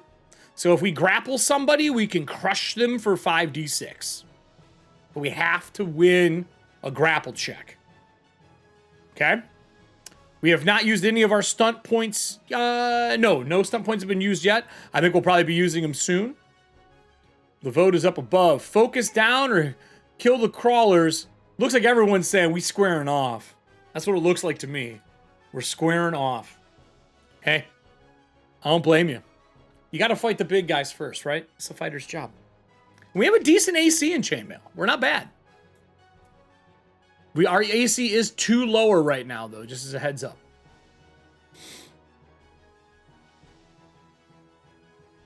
Dexterity checks and dexterity saving throws have disadvantage because we're so big. And we don't have our leap attack trait now. We have crush instead. Because we big. All right, we got 8 people voting for the bloat fungus fight. Only a few seconds left in here. Let's recap what we have in between rounds here since we're learning as a group. We are out of luck points. We'll get them on failed saves, failed attack rolls. We'll get luck back. We get 1 attack plus a bonus attack we can make with our gauntlets and hit. And then we have a couple of cool abilities. We have our action surge ability to use. We'll have our... what else do we have here? Last stand we can use still if we need it, which will heal us when we're at half hit points. We haven't even been hit yet. And then we are masters of the dagger, the shot put, and the gauntlets. That's our weapon master ability. And I should remind you, I don't know if we talked about this really quick. We're going to be fighting the big dude. This is kind of important. Because we are a weapon master. Where are we at here? Scroll to weapon master. Weapon mastery. 3rd level mastery. The stunts are what we know. Right here. Once per turn, when you roll damage on an attack with a weapon you have mastered, you can re-roll one of the weapon's dice damage. Just keep this in mind. So if we get a really bad roll, we can always re-roll one. Although our damage has been pretty good. We did have a 2d6 for 4, John. So why don't you roll me a d6 and see if we can get one higher, because I can see the numbers in the background. Maybe we can get something higher than a 4, because we got 2 2s that we rolled. You know what I'm saying? And then we're going to move into our turn. A 4. Okay, I'll do another 2 points of damage. All right, that takes us out of our lovely time. We know we're fighting the bloat. Okay, everybody, I need I would say athletics check, as we're bigger now. Just give me a basic athletics check to make your way through here and not get stumbled or tangled in chairs. I don't know if any of you in real life have tried to run through chairs. It's not fun. It's not fun. This is the charge into him. We're good. That's all you need. As we charge in, we get our first attack roll. Can I get a D20 for the first Atlas Gauntlet strike? See what we get. Ooh. That is a luck point, though. That is a luck point, everybody. All right, for our bonus action, we get a second one. Can I get the second D20 roll? It was an 11. That 11 will hit. So the 11 is good. We do have 1 bonus here. 1 luck point. I added that to our character sheet. So we need 2d6 and a d4. And we do have the option if we want to use any of our powers. I'll pull this up on screen. So we need 2d6 and a d4 for our damage. A 12. Yes. Yes. We need a d4 for the extra damage from being big. Let's see what we get. While you're doing that, I want to pull up our abilities here. A 5? How did you get a 5? What the fuck? What? What? Man, you are the best D4 skills I've ever seen. He flexed before he rolled. All right, everybody, I'll give you the extra point. Fine. I don't know why I did that. I'll look at it later, but I'll give you the extra point. Fucking. So we did 12 points out of the gate, right? We did another 5 points of damage on a D4. And then we do additional damage for our, I would say, do you want to re-roll that D4? But there's no reason. Don't forget we're getting our extra damage, so we have an additional 5 damage on top of that. I am still standing. We have not used our reaction yet, so we still have a reaction left. And under our abilities, we do have a few things that we can do. We have Quick Strike. Let's see here. Where's it at? We already used our bonus action. We can't do that. We could have thrown a dagger or thrown a shot put if we needed to. Because we can use Quick Strike for that. Yeah, but we already used our bonus. We hit once and our bonus action with the gauntlets let us strike that second time. But we do have Action Surge if we need to heal. And we do have Discipline. Discipline. Focus your training. Choose one of the Discipline options, which we did. That's our Mastery for Weapon Mastery. And then Stunts. See you later, MC. Yeah, we only got maybe 20 minutes left here and we'll be done with this as well. Trying to see if we have any reactions here. This will be up on YouTube probably on Tuesday. So if you want to see how this ended, here, hold on here. I can tell you. If you need to go back in, you're going to want to go to the 1 hour and 50 minute mark. If you want to pick up where you left off. Yeah, no, attack action. We're basically looking for a reaction. We need a reaction to be able to do anything else. All right, this goes to me, everybody. The other ones have moved. The bloke gets hit twice, hard. He staggers backwards as he gets the groan out. He grabs a nodule off of his pectoral and pulls it off and goes to slam it in the Swolbold's face. It's this glowing greenish ichor that is inside of it. With my fungal strength, I'm going to use my toxic nodule as a melee weapon. Let's see, we're at -2 to our AC right now. Woo! That's a 17. That's a lot. I definitely hit our Swolbold right now. He is at a 16. I wouldn't have hit him if we weren't large. And we do have the ability here. We could riposte, but I hit. I hit, so we're not going to be able to use it. Can't use Cheap Shot either.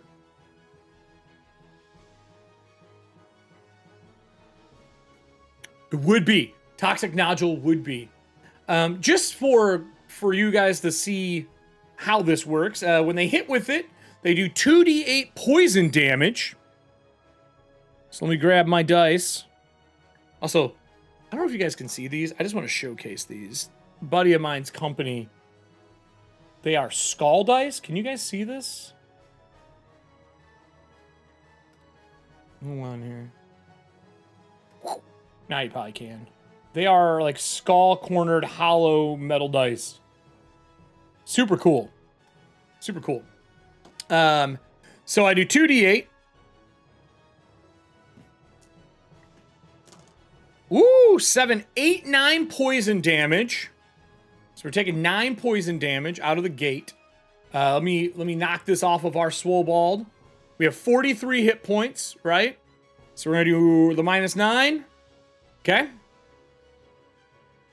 Well, does it go to his oil muscles? Well, you would hope that that is the case, but it is not. Once hit, you need to make me a Constitution saving throw. I will remind you, Constitution saving throw is something that we are currently good at. We are proficient in it. So we're getting our 3 plus these 2 together, putting us at a 5 bonus. How do you get a 21? What is with the dice today, everybody? These dice, the dice want my players to cheat. That is what is going on. The dice want my players to cheat. He's got a level of flex on him that is just uncurable. Old man strength, just raring to go with these extra die rolls. Look, I would love to say you're cheating, but I can't. I can't even GM call out cheating. I can't do it. It's in the dice. So, the poison does not latch in. You're going to be all right. as you shrug off the poison. It is nothing. They're not my dice. They're Stream Elements dice. I didn't make these dice. I can fix them, which is what I just did. You were successful. That was my first attack. My second attack, I am going to lean in for a bite. See if I can get this. I do not.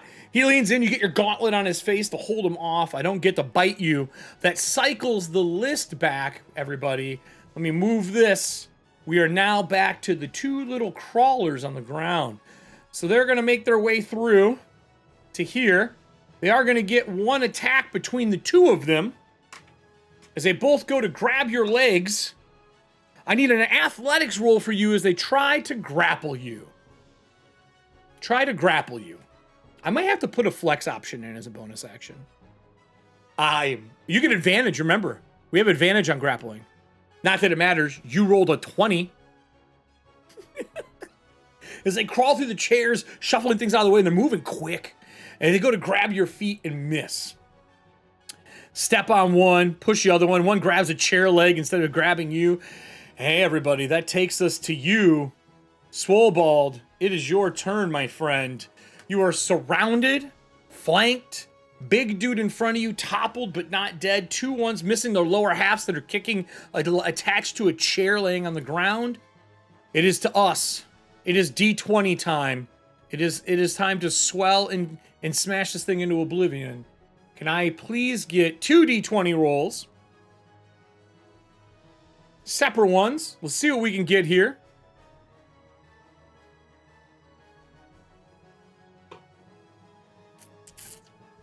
That's a 16. That's good. That will hit. But that does not hit. Giving us a second luck point. Natural ones. What if natural ones were 2 luck points? What if natural ones were 2 luck points?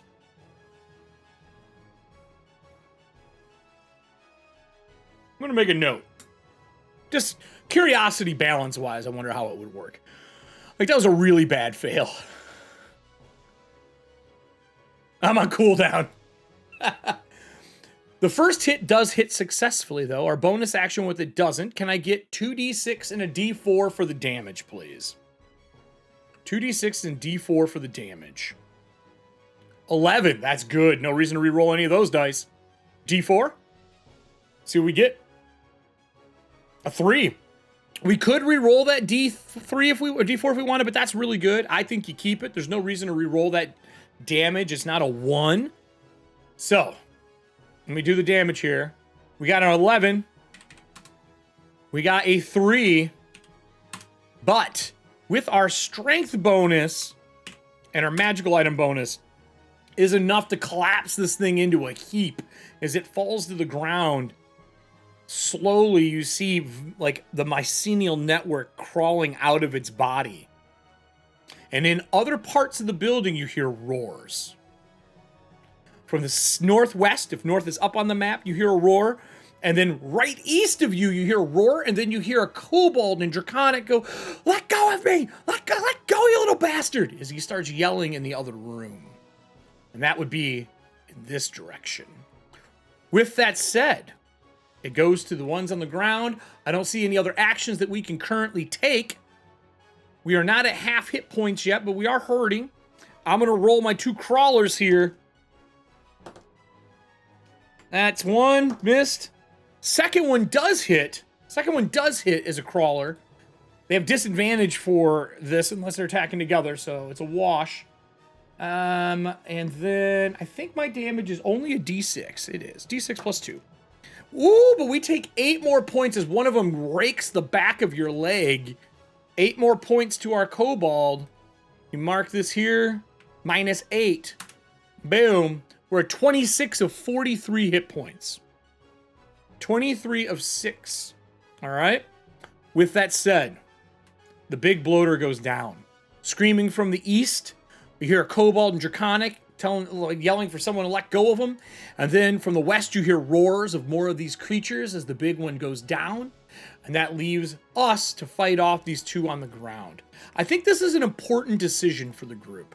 Do we stay and fight these 2? Do we run towards the noise in the other room? What do we do? as a group? What do we do? So let's get our vote in. Next one. What's next? Do we run east? Help Kobold? Do we fight the two in the room? Do we run west towards combat? What do we want to do? Vote is up on the screen right now. Which do we do? I'm in for kicking the door down and action heroing to our Kobold, who is yelling on the other side. That's my personal belief. Because these things aren't grappling us and we can just shut the door. They ain't going to reach the doorknob. Just run through and slide the door shut behind us, right? That's what you do. That's how you hero it up. That's how you hero it up. While you guys are voting on this, I'm going to pull up this, and I think we should look at our ability to heal ourselves. Because we are going to be at half if we get clipped again. I think we should probably know what we can do, right? I'm going to switch this to the next song. I'm going to go to this one. So right now,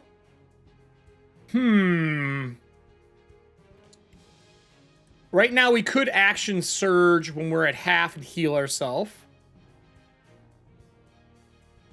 Is there anything else we could do? I don't see last stand. That's the other thing we can do. Sorry, last stand's the healing. When you take damage, it will reduce your HP to amount less than half. We could do that. Action surge.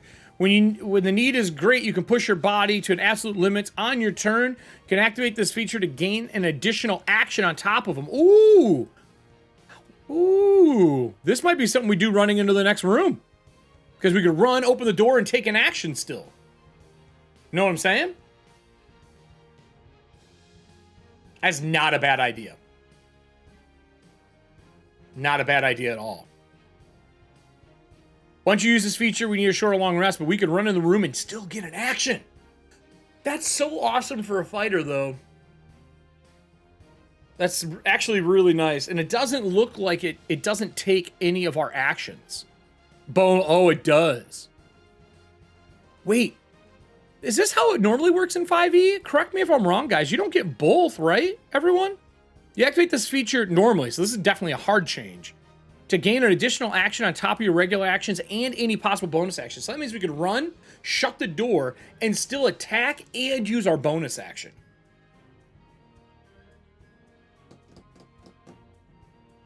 That's dope. That adds some action economy to the character. I thought so. So with that said, it looks like we're running east to help this bald. If we don't want to get any attacks opportunities, yeah, it's an extra turn. That's huge. Give me an athletics check to get out of here without these things trying to hit us. We're going to run this way to the door, and I will get our door open.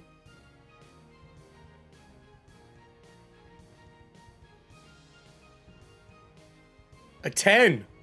So as we run, we don't get hit. Are we just bowling this door open? We do have keys. I just don't know what the goal is. Do we just want to kick the door open? That seems we're swole for another 8 rounds. We might as well just boot it, right? I mean, that makes the most sense to me.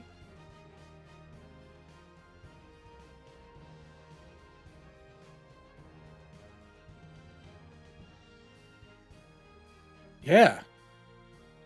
Why should we start using keys? All right, then. Give me a second roll to swole through the door. Give me another D20 roll with athletics. I'll pull our character sheet up on screen for us here. We have a +6 in athletics, but because we're strong right now, it looks like only for our DCs do we get it. So we just get our normal +6. Are you kidding me? God damn, John. Look at me, buddy. You gotta... Did you find a way to make the dice do what you want? Are you just typing that? I feel like John's just like, and I type John-G48. snags a random D20 from the Kobold stash. He just types 20 at the end. All right, let's go. That's amazing. As the door gets drop kicked open because, you know, swole, and you run into the room, I'm going to move our map over. Here, you can see a man. Let me see if I can pull this up on screen for y'all. There's a man dressed in robes with like a bison head helm is kind of what it looks like. So, sort of. Let me find our name for this dude. I want you to be able to see his artwork. Here we go. Bandit of Mammon. Is there info? There is info. He's got a skull helm on. He looks like this. This is our Mammon, the diabolical cult that we apparently have rode in the wagon for. Now, I want to know, as a group, is this the Bandit of Mammon we rode in a wagon with? Or is this not? Is this the Bandit? We're going to put a quick poll up for this because I think this is a great RP moment for us to have.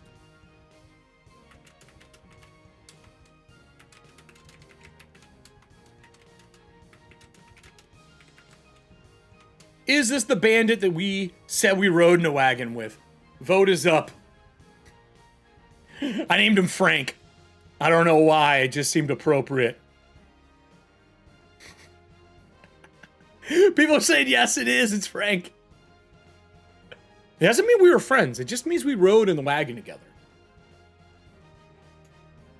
He still owes me money? Oh, my Lord. Are we going to fight over money? Diabolical cults of Mammon. Mammon's greed overwhelms everything else. He deals with mortals who desire material wealth and provides them with the ability to spread that greed like an infection. That is what we're dealing with here. Is a cult of Mammon. See, if it is Frank. This looks like it's 3-2 right now. For those who just joined us, we earlier had someone say that they knew the cult of Mammon after rolling a natural 20 on religion because they rode in a wagon with one of the Mammon bandits, and we're deciding if this is that Mammon bandit right now. That's what we're doing. We're 3-2. 3-2 for him. I think it's awesome. I think if it's him, it'd be great. Well, I'll describe the scene as this vote continues to finish up.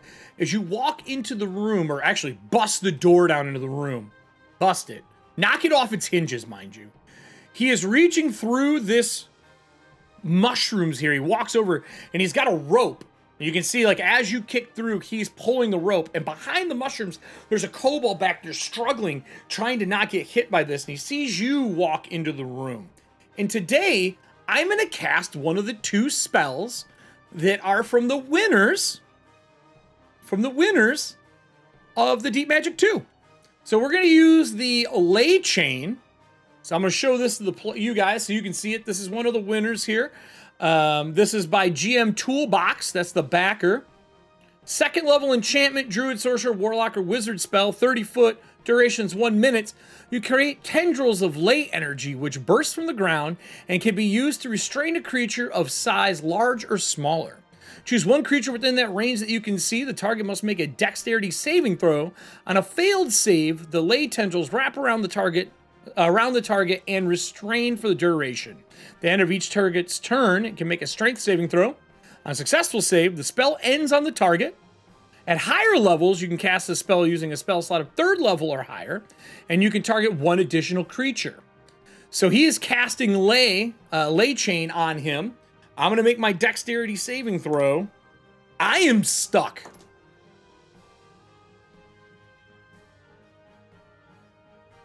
Cool. Damn it. Thanks, GM Toolbox. You're the best. You just stuck my guy. I rolled a 5. You stuck my guy in place. GM Toolbox, it's a great spell. It did its job, and now I'm probably going to get pummeled yet again. That takes us to the vote. What was the vote final? What was the vote final? View the results. Is this Frank? It is Frank. 5, what, 6, 7, 8 votes. It's Frank. All right, everybody. It's Frank. Frank is got these glowing chains wrapped up around his legs, and you see the kobold on the other side casting through these like larger mushrooms, almost the size of him. And these chains rip up out of the floor and grab Frank and hold him in place. We bust through the door. See, it's Frank. Frank owes us money, according to our group. My question is, do we want to action surge and get a full action and bonus action? Because we still have enough movement to get to him. Do we just want to action surge now? We might as well use it. We're nearing the end of the show, right? No. No, it is not against you. It is against him.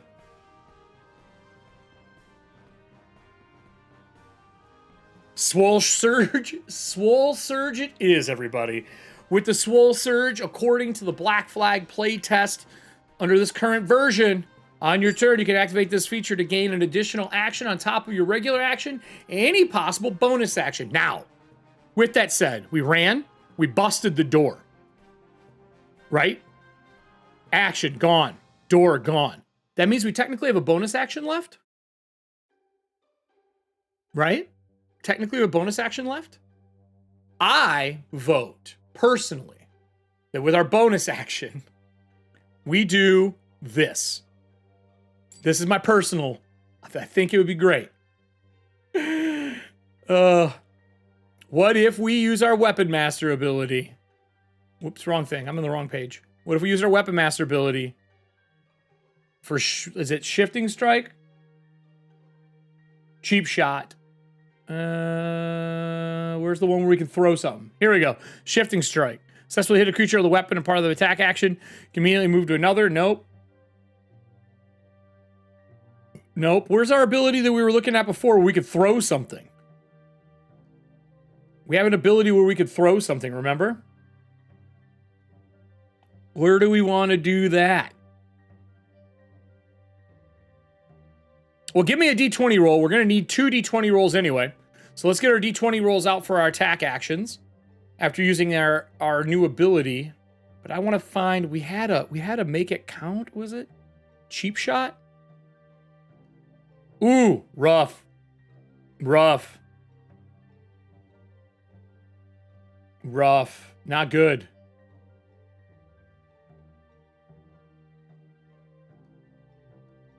A 12 will hit. So, law of averages, right? So, we are now at 3. We'll have the ability to re-roll if we need it later on. Law of averages. We do hit, though. As we run in and smash this dude with our first attack, it misses, and we uppercut him with the second in our middle of our dash.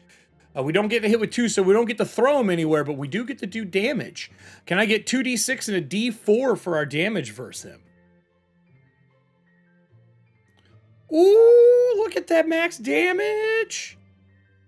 Ooh, let's re-roll that one, because we get to re-roll 1 die as a Weapon Master. Roll another d4. Let's fix that. That is horrible.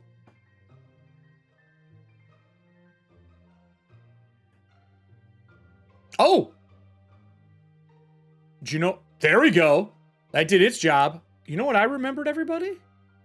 We have pack tactics. If we can get him within 5 foot of us, we get advantage on creatures. If we can get this guy to, if you can get a wizard to move up and help, we'll be able to do that. So that's pretty good damage. As you sucker punch him with the first one for 12, he's stunned. The 4 and the 5, you lay this dude out in 1 hit. He only has 17 hit points. As he gets laid out to rest, are we just knocking him out because we know Frank? And what are we saying as we knock Frank out? You still owe me money? Boom. I didn't even get to go. We just fought a big dude, ran through a door, kicked the door down, action surge, got to attack twice, and knocked a guy out in 1 blow. Well, welcome to the party, everybody. 61 people here. Welcome. We are playing here. I'll give you a quick rundown, real quick here, because we're nearing the end of this show. We are currently play testing Project Black Flag Fighter levels 1 through 8, but we're doing levels 1 through 3 on top of the Swolbold, and we are having the audience roll and do all of the actions. So this is an audience play. Audience is running and playing. We are currently using this lovely individual here, the Swolbold, as he is searching for the belt of giant strength. Why do you say he is? Well, our Swolbold is 57 and he's come to the retiring age because of a horde curse age. So he's so old, he's lost some of his strength. And he is here to find that belt to bring it back. This is the Swolbold from Kobold Press. And we are using Packet 2 playtest right now. We are a Weapon Master fighter. And I'll be honest, I don't think this Swolbold knows how to fail. The rolls have been on fire. If you end up wanting to roll in chat, just so you know how it works, these are the rules for how the rolls work when I call for rolls and the sample of how they function. So, our Swolbold dashed through the door, action surge with the new version of it from the fighter, kicked the door open, sucker punched Frank out, and the Kobold in the corner looks to you and goes, I have been trapped in this cage for so long. He's been trying to drag me out of here. And when he does that, he waves his hands and the illusion of the cage disappears. And he walks out through the mushrooms. He says, have you seen all of these monsters everywhere around here? There's so many. People have been turning into them left and right in the bathhouse. I don't know what's going on. I came here for the auction, black market maybe, but still looking for some items, and these bandits all started fighting and attacking each other. There's slime and mold and mildew and fungus everywhere. These cages originally housed animals. There ain't none left, though, and he kind of points to the 3 cages in the room. Frank unconscious on the floor.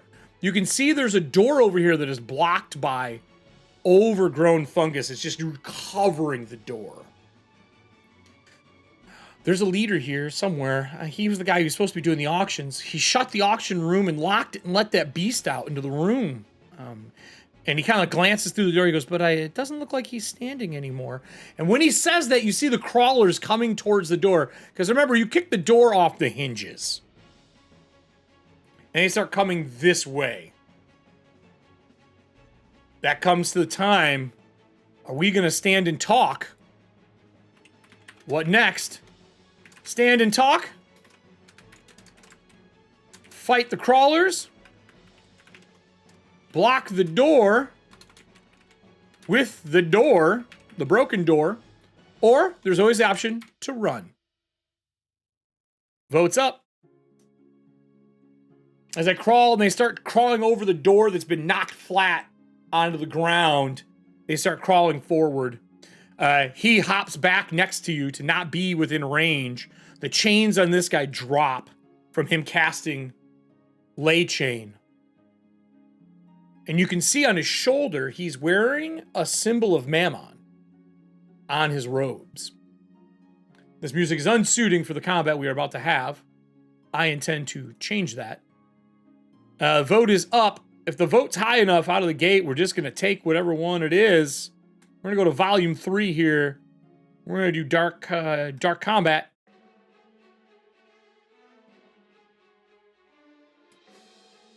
Fight, fight, fight. People are crawling for fight. Fight the crawlers. We're at 8 votes on fight the crawlers right now. 8 votes. Looks like that's what we're looking at. For everybody else who's in the room who just joined us, you can vote up above for what action we're going to take next for the group in this playtest. This is our thank you anniversary. And we do have 2 prizes that we're giving away here.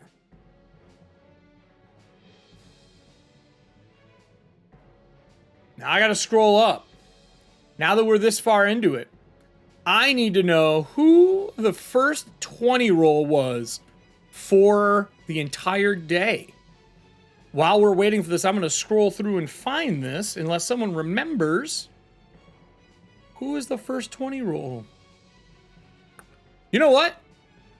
MF, M Fontana, are you still in the chat? M Fontana with your 21. Are you still in the chat? This person here.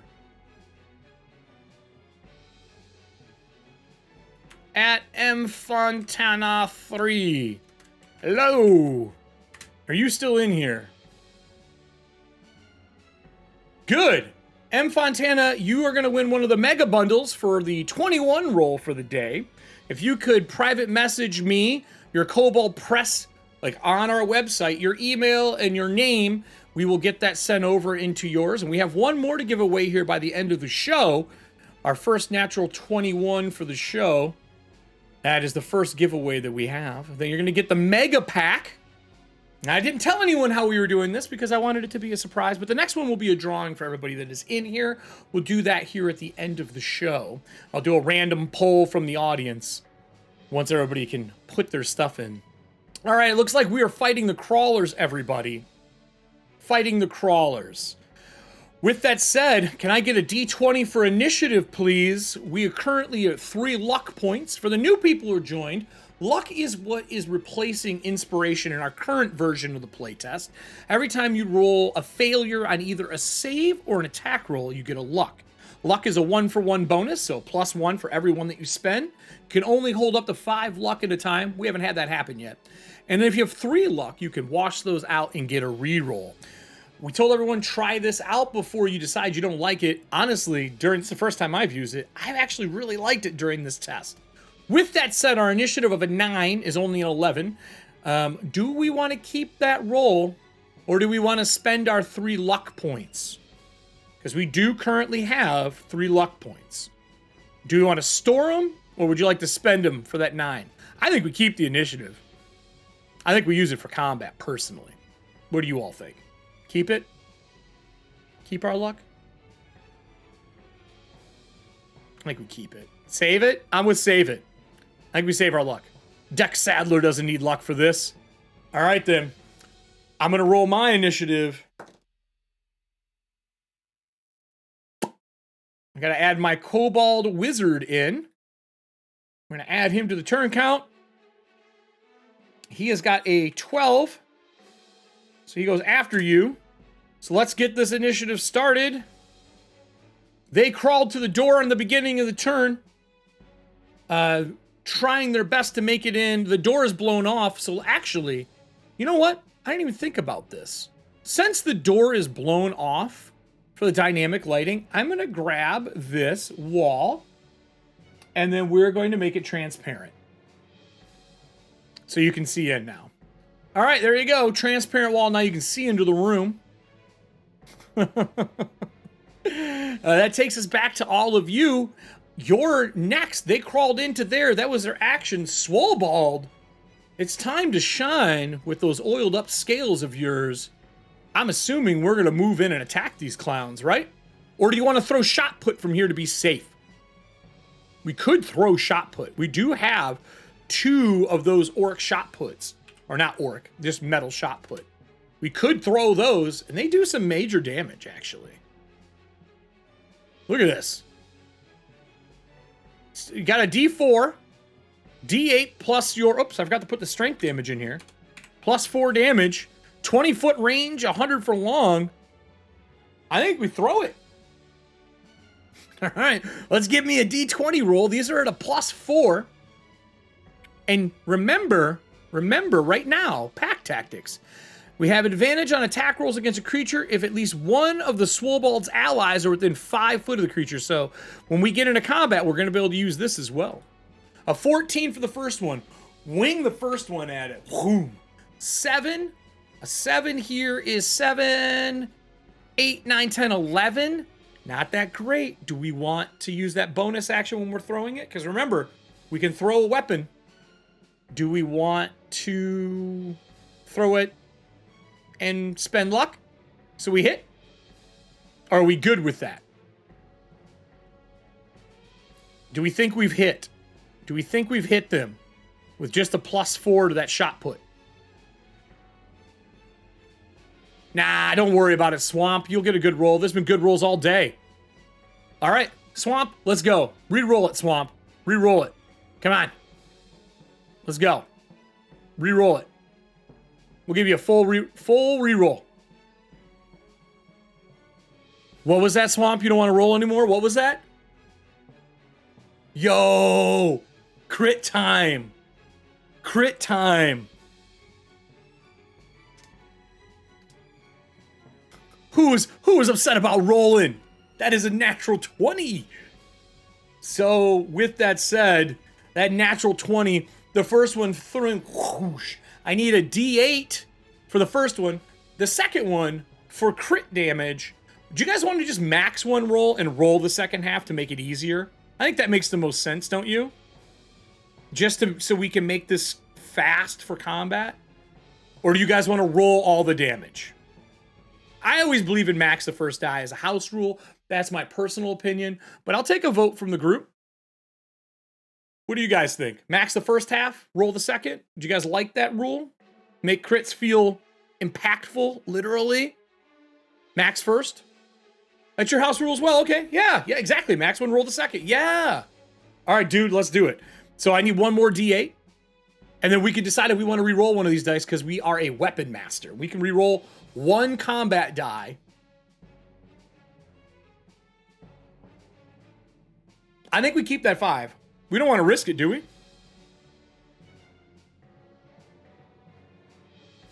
Do we want to risk it? We could re-roll the 5 and try to get another one.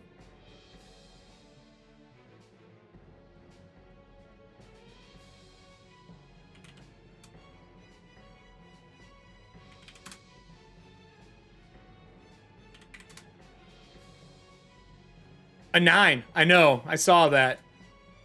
These dice are real cheap right now. I feel like you guys have got those gimmick dice. Do you got gimmicky DM dice? Is that what's going on here? I feel like I'm getting screwed over by the dice. It's fine. I think it's actually super funny. I'm changing all their stuff as these happen.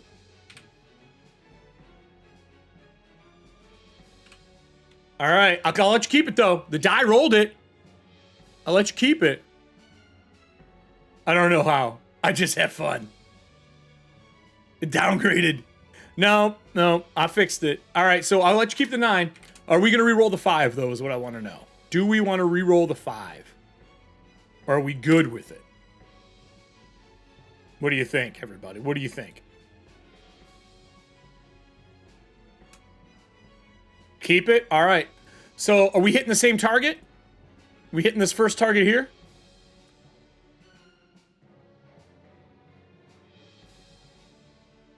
What tabletop? What VTT? What virtual tabletop? I am using Roll20 right now. This map is one of the Kobold press maps from the map packs that we have. And we're using art from Roll20's, or not Roll20's, art from all of our Tome of Beast books. And a couple of our adventures. This book actually, this actual map comes with, I think, 4 adventures in Roll20. So, same target. All right.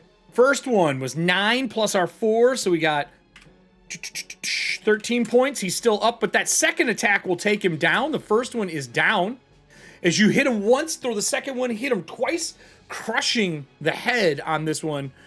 Oh no, I take that back. Your first one killed it. This is the first one that kills it. You can hit the other one instead. And it's a crit damage, remember? Because that first one would be a crit. So it was actually 8 plus the 5 plus your modifier. You killed both. Because the second one's enough to kill it on its own. I'm never going to get to fight you guys. As 2 more of the Skullblooms go away, we're out of combat, everybody, in this area of the dungeon. Yeah, this is the new advanced dynamic lighting they added, I think, last year. This is a new version where there's actual like walls and stuff you can turn on and off. It's very clean. I will tell you, make sure that you have hardware acceleration on for your browser. If that's something that you regularly turn off to like watch certain videos and things like that, you're going to want to make sure that it is turned on when using VTTs. It runs a lot smoother when you do. But yes, this lighting system is part of that. So, time to flex. Oh, hey. Time to flex, right? Give me a D20 roll. Give me a D20 roll. I usually use animated maps, but I wanted to show off this map. We're going to be using our athletics. You said you want to flex off. We're going to use our athletics to showcase our prowess. That's an 11. As you flex off, the wizard is watching you flex, and he goes, so, yeah, okay, I get it. You're strong. And he casts Mage Hand, and he drags your 2 shot put balls back in the room. Now, we're out of luck. We used all of our luck. We used our luck for that reroll for the nat 20. And he pulls the shot put balls in and hands them to you, and you put them back in the satchel bags that are on your side. They're like these rounded holders so you can quick throw them. He goes, listen, there's no way out, but I know that the head of the Mammon group, he's through the door in the other room there. And you hear the roaring again coming from the west. Looking through the room that you just exited, you can see this door getting pounded on right now. And just boom, boom, things hitting against it. He's like, north in the room here, there's another room. I think that is where their leader has been working. He set up a ritual room in there. Now, you could go south. I'll scroll back. I'll give a south roll. You could go south, but there is like slime down there. You can see another one of those skull blooms stuck in the slime, like this overgrowth that is there. And then you can see a corner down towards the end, and that's all you can see. So I'm going to pan out further so you can see a chunk of the map. Everything that we've gone through so far, right? I have a little white on the edges here, but I'll click it in one. So you can kind of see everything. What does the group want to do? We do have keys. We did get keys from the guy that we did not kill. We did not kill that other bandit. He gave us keys to the place. They're saying that the leader is in this room. You don't see a way in north of you. There is a door behind you with overgrowth if you just wanted to exit, but you have not found your belt yet. Is there anything you want to ask the Kobold in this little moment of reprieve? Is that other door's getting pounded on but hasn't been broken open? I'll put a vote up while we're having a short conversation with them. So let's get a poll up. Feel free to put any questions you have in chat that we can do. Basically in the time, I'll answer whatever I can. It's going to be like 2-minute poll, and that'll be about the same amount of time in game. So we have bar the door, brace the door, something with object. I can't fit a T in there. You know, I let you put, I'll put W/ with an object. And then we have go to ritual. I say go to the Mammon Lord. Okay. Or we could flee. Those are the things I will put up. I think those are the most logical knowledge pieces. Does the leader have a fancy belt on him usually? Oh, no. There is a fancy belt. It's hanging above the door in the hall on the other side. There's the long hallway. It was originally the bath hall where everybody would bathe. In that hall hanging above, there's a very fancy belt that was supposed to go up for auction. I was really interested in maybe getting it. I don't know what it was, but it is magical. I can tell you that. Has a big face on it. Hold on. And he pulls out a brochure, like a bunch of pages that they handed everybody for things that would be up for auction. He's like, I tore out a picture of it. Hold on. So let me grab, I actually have an image of the belt. I'll put it on screen in this room for y'all. We will bring it to the front. This is the belt of giant strength. He's like, it looks like this. It's hanging on the wall in the other room. I'll zoom in a little bit for you. Is that what you're looking for? That's exactly what we're looking for. And there's a belt with a stone giant on the front of it. Rumor has he was a hill giant. Let's go get it. That means we're going into the other room. So, with that said, the vote is up. People are saying, go fight the Mammon Lord. He's like, yeah, it's above the door. But it was in the bathhouse. I don't know if he's wearing it now, but all the magical items that he was auctioning, he has in his office to the north. So that makes the most sense to me. He might have taken it off. I could go, do you want me to send an unseen servant? I could go have it look. Or I could go and I could turn invisible and go look, if you'd like. Now that I have protection, I don't mind doing that. So if you want, he'll cast invisibility and go search that hall and see if it's there. If you give him the keys. That's an option.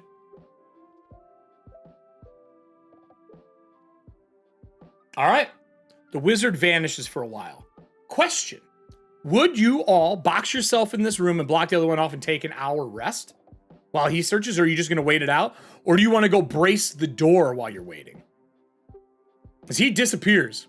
He vanishes. He's like, all right, I'll go look. And you hear him cast some spell. He disappears.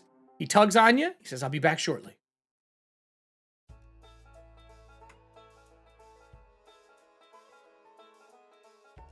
We don't need keys where we're going. Did you just turn it into, did you just Back to the Future quote us? I don't need keys where we're going. Oh, man. Right, I'll play Ethereal Jaunt. This seems right. So he makes his way out. You move back into the room. Can I get an athletics check for you to hold this door shut? And then the vote is obviously we're going to go in through here. We obviously did a little change of plans because you got information. Totally fair. Give me an athletics check to hold it. He disappears. And he goes running through to find the belt.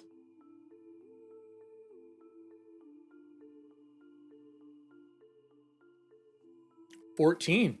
As you brace the door, things are pounding on it, hitting it. After a while, they keep hitting it.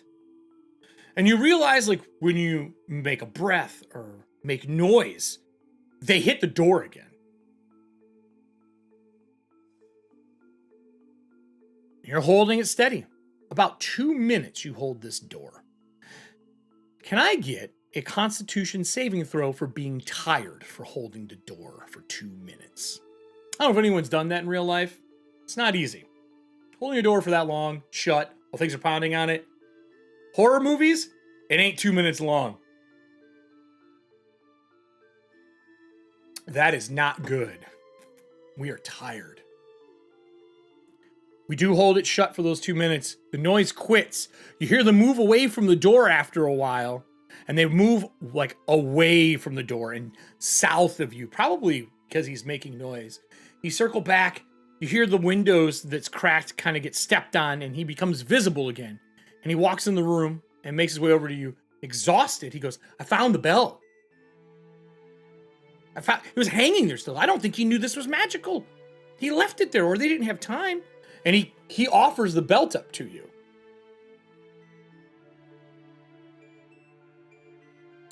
Do we take the time to put the belt on? He's like, oh, I can, he looks around the room and he slides chairs over and he casts a spell and he like nails the door shut with parts, and there's just chairs holding the doors down.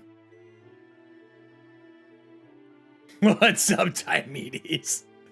I'm a noob and don't have a sexy beard. Can you give me advice on being more sexy? Well, one, you have to be a stripper for 13 years. And then I was a bodyguard. That helps as well. Grow a beard. Make it gray. So as he casts a spell and he puts all the chairs in the room there to block the door, giving you time to take a break. The belt. It's time to show off the belt. So I'm going to pull up our acrobat. And we got one little combat left here. If you guys want, I will stay on to do the last combat. if you would like to do that. If we want to test the rest of this, I'm going to scroll down as you get the belt. This is the belt. It is a legacy item, which means that there are going to be feats of strength you have to perform to get the higher rankings of the belt. 6 varieties exist. You're starting at Hill Giant and working your way up the giant ladder. While wearing this belt, your strength score changes to the score granted by the belt. If your strength score is already equal or greater to that belt score, it has no effect. That is not the case for this one. We start at Hill Giant. We start at Hill Giant. So with that said, we pull up. Let me pull up our belt. And I'm going to add our Hill Giant strength to our character sheet. Because we are wearing this now, our strength is going to go up to a 21. Pretty awesome. That's a pretty high strength score, right? 21. I mean, when's the last time you saw a 21 on a Kobold? He's now at a +5, right? So his save is going to be very good. This changes his athletics. So 5, a 6, 7. That goes up. Is there any other ones that we need to change? I think that's the only strength one there, but all of his attacks go up by 1 because he is wearing it. He becomes big, strong, bad. Dex does not change. This changes to an 8. And then all of his bonuses to damage go up to 5. As he becomes super big and super strong. Feeling invigorated. Feeling stronger. While you are slightly tired, you take a rest. Do we want to take an hour? I feel like that's a bad idea. I think we power through with a level of exhaustion, don't you? I think we just do it. You got to work through the pain, is the Swolbold, right? With this new belt, it kind of makes up for it. I think we flex through the fatigue. Yes, I was just gonna say that. So we are at level 1 right now for disadvantage. We have disadvantage on ability checks, okay? For our first level of exhaustion. We've worked through it. We're gonna power through the pain. We have 1 level of exhaustion. I'm gonna mark our character with that. We know we are swole. Our time of being large goes away. So we're no longer swole. And we have 1 level of fatigue. All right. With that said, the dead bloated blossom in the middle of the room, the door welded shut with chairs. He hands the keys back to you and says, look, if we're going to go fight this agent of Mammon, I'm willing to help. Would you like me to come with you?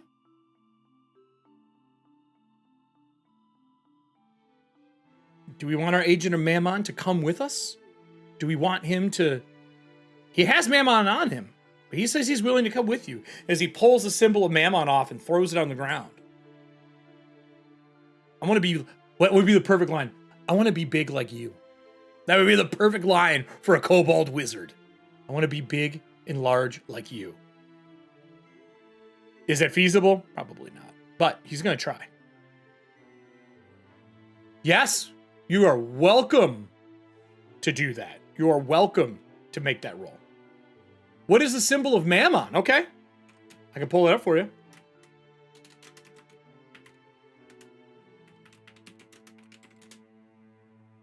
$17. Okay. Symbol of Mammon. It is a dual-horned, sort of. It's kind of dual-horned. Hold on here. It is a circle with 2 nails, like an off-centered cross. So not even a cross, an off-centered X. Or it's a circle with an infinity symbol in the middle and like a goat's head. Those are the different versions. This one is like the demon's head with the 2 horns. What's up, serving hands? So, Bold Brothers for sure. I have something fun that we're going to be doing, but we are going to be doing our combat here. And I have something cool I want to do for a fan of Kobold Press that has given me something awesome to use. And I think it'll be great for our group to see. So hold on here. I will get this ready to go. He's like, I can cast spells. I can't make us invisible again. But I can definitely help with casting and fighting. I know he is a wizard of some respite, and he is semi-deadly. I know he's killed some of his other Mammon brethren. So take what you will from that. We could be in danger. With that, he readies himself. He straightens. With that insight roll, he seems truthful. He doesn't seem like he wants to follow Mammon. If you ask him about it, he says, I joined this just so I could come in here and learn magic from him. He's the only person in the area who's a wizard. I really would like to learn some of his spells. They say he can actually work with packs of hell. And while that's not my thing, his magic is very powerful. So he moves towards the door, waiting for you, ready to enter the room. Are we ready?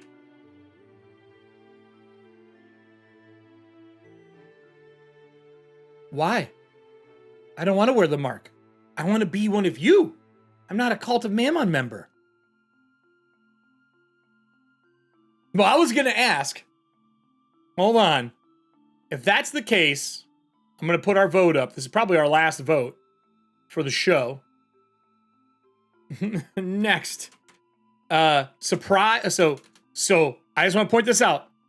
You want to be deception? Right? Is that what we're saying you wanted to do? You're thinking deception of some form? So deception. So the deception will be him going in as the Mammon member. Kick the door down. Because if you do that, you could get surprised as well. Kick the door down. Use the keys. And I'll just put stealth. Stealth. Athletics.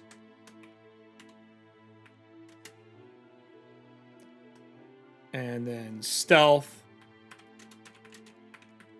All right, vote is up. Busting through the doors has worked every single time. So while we're waiting for this vote to round out our last combat, what do you guys think so far of the idea of the fighter? And we're only using 3 levels and some of the weapon master stuff. I've actually really enjoyed. I love the action surge. I think luck is way better than I thought it was going to be. I've enjoyed luck a lot, actually. I feel like it's quick. I think if once your players are all trained and you as a GM learn to put pause in those moments that they should be making a decision, I think the luck works way better than I thought it did. And we haven't even capped. We haven't even hit 5, because if you do 5 and get another one, you technically have to reroll. I'm also going to grant us 1 luck because we have found a companion. I think that that is fair for us to feel lucky in what's going on. We found our belt as well, so we're stronger. We feel invigorated as a 57-year-old Swolbold. More interesting, and I think it is a point base that you can build off of. You know what I mean? Like, I feel like you can take luck, that mechanic, and use it for other classes or for very specific things for classes moving forward. That's my personal opinion. Just as like a designer, I feel like I could do that. Boy, our vote right now is looking like bust the door down. But I think that that's a really good thing. I like the abilities. I'm really excited to see us use the riposte. Because I think if someone misses within 5 foot, you can immediately make a single melee attack weapon. I think that'll be great. Like, you get a lot of attacks as a fighter, which makes me wonder what the hell the monk's going to look like. With flurry and these kind of options. Oh, God. Or multi-classing with action surge as a monk with all the unarmed strike stuff. I really like the stunts. I'm excited to use one. I think we're probably going to use it in this room. Agree that luck is more interesting. Yeah, I agree. All right, it looks like we're kicking the door down, everybody. You know what that means. It's athletics time. It's athletics time.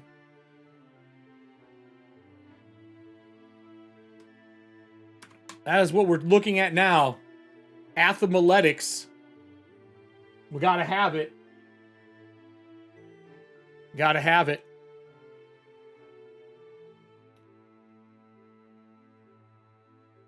Right? Right. I think so. So let me close out a few of the pieces that we don't need here. Good.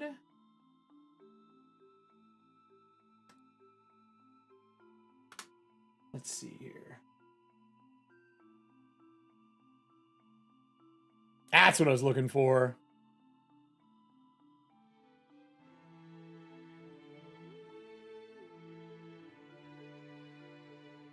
All right, GM's lair. Okay. All right, what do we got? A 3. Oh, you know what? I got it. As you go to bust the door down, you run back, you see the little wizard back up with you. And he's like, let's go. And he runs with you. I'll give you advantage on the roll because he is going to assist you in busting the door down. I'll give you advantage. I will give you advantage. A 14 with our bonuses is amazing. As we hit that door and bust the hinge off and make our way in. Let me slide this up. And I'm going to make it so you can see in the room. I'm going to make this transparent. As you kick the door open, you see as he finishes a summoning. Oops, he's actually supposed to be on the other side. He's supposed to be here. As he finishes a summoning in the middle with the book and the circle on the ground, and you see a pile of bones animate and stand up covered in some red liquid, looks like maybe blood. And it is wearing the pendant of Mammon, and it's emblazoned in the sternum. And he looks like this. I'm going to send it to the token layer. I'm going to blow him. Actually, you know what? Because we're being an open game where we're kind of showing everything and trying things, this is Bloody Bones. I'm going to show it to the players here so you all can see it. Because I love the artwork on it. This is Bloody Bones. This is the thing that gets summoned out of the skin in leftover pieces in the center of the room.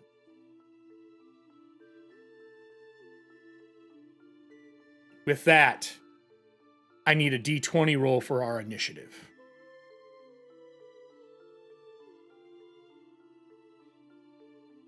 Let's see what we got. I'm going to put our initiative chart on here. I'm going to roll. I'm going to clear this. I'm going to clear the order. Yep, clear it. And we're going to add all of us into the turn set. Because there's no reason not to. Add turns. Kobold Wizard's going to roll. Ooh, Kobold Wizard. Go. He's got an 18. Our little wizard companion's got an 18. And I'm not giving him a name, and I'll tell you why afterwards. Our Bloody Bones. Oh, the Bloody Bones has got a 20. What's our Swolbold got? 16, 17, 18. That's still good. And I got to roll the Bandit. He did not roll well. He has got a 4. All right, let me put this in descending order here. First up. Why is his Bloody Bones not doing this right? Wrong way. 20. 4. Come on, roll 20. There we go. So first up, let me pull this up so you guys can see all of the turn order. I'm going to put it on the left-hand side here so you can see. First up is the Bloody Bones as it gets animated into position. As it stands, it starts speaking in another language that you do not know. Your little wizard friend goes, he summoned an avatar of Mammon. It's a creature of greed. And he starts casting a spell. It's not his turn yet. I go first. I am going to use my horrifying aura. As it screams, I need you to give me a wisdom save. A wisdom save. I will pull up our lovely Swolbold. I'm going to switch our music to Death Strike combat music. We're at a -1. Are you kidding me? With a -1, we still make this? You all are on fire. As he flexes and screams, we are unscared. And our wizard is not scared either. So my horror that goes off, the aura itself doesn't do anything. I tried. I'm going to do its special ability. And I'm going to name abilities out because, again, this is an open test. And I want you guys to kind of see what we're using. He's going to use Horrific Limitation. The Bloody Bones chooses one creature it can see. It moves, acts, and speaks in a macabre imitation of the creature. It starts speaking about, when I was younger, I could flex better than I can in age. As swole as I think we are swole no longer. And it starts intimidating you. I need you to give me another wisdom check. It is insight, but we don't have any bonuses to it. We're at a -1. Give me your roll. I'll remind you, we do have 1 luck. Another wisdom. And then I'm going to come in with my multi-attack. First attack, claw, misses. Second attack, claw. I would have hit if we weren't back to 18 for not being swole anymore. We did fail that save. When we hear the bones telling it, what do we get here? Understand the language of the chosen, maintains its imitation until it's... He's trying to imitate you. He's speaking another language. You don't know what he's saying. You have no idea. You have no idea. It's horrific and horrible sounding, which means I'll get something I get to do next. I did hit you. I do a lot of damage here. I do 2d4 plus bonus. That's a 1. That's a 3. So 4, 5, 6, 7 points of damage to our Swolbold. 7 points of damage. I missed my first attack. I hit the second one. We take 7 points of damage out of our 26. We take 7. We are now at 19. I can't understand you. Basketball is a peaceful play. With this being the case, we do now have the ability to use one of the new Black Flag abilities. Under Fighter. Okay, so keep that in mind. Because it drops us below half. And Last Stand, when you take damage, it's when you take damage that we reduce your HP to half the amount. Pull this on screen for you. Half your hit point maximum. You can use your reaction to expend 1 or more of your hit dice up to a number of equal to your PB. So we can do up to 2 of our hit dice.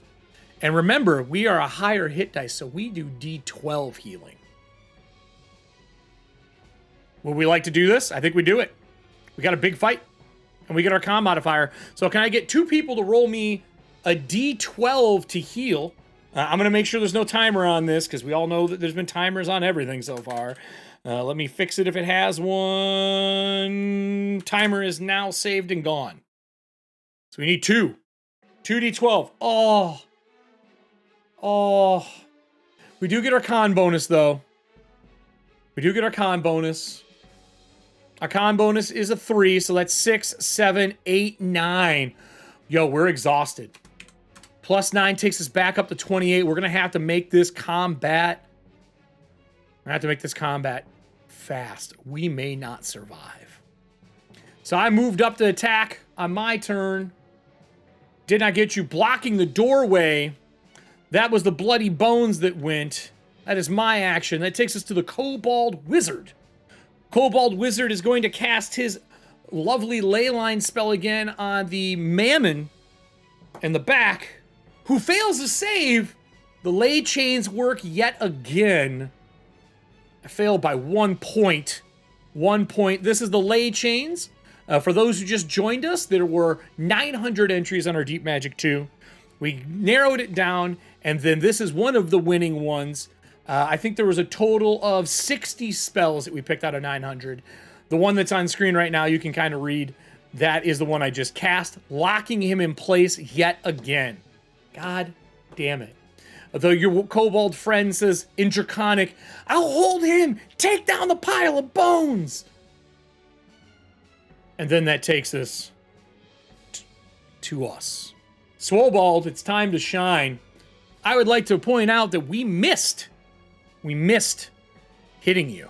And because we missed hitting you, technically speaking, I believe you can use your riposte. Oh, we used our reaction. We can't. We used our reaction to heal. All right, well, it's down to us. We know how this goes. It's attack time, everybody. But we have somebody else in combat with us. Remember, we have pack tactics.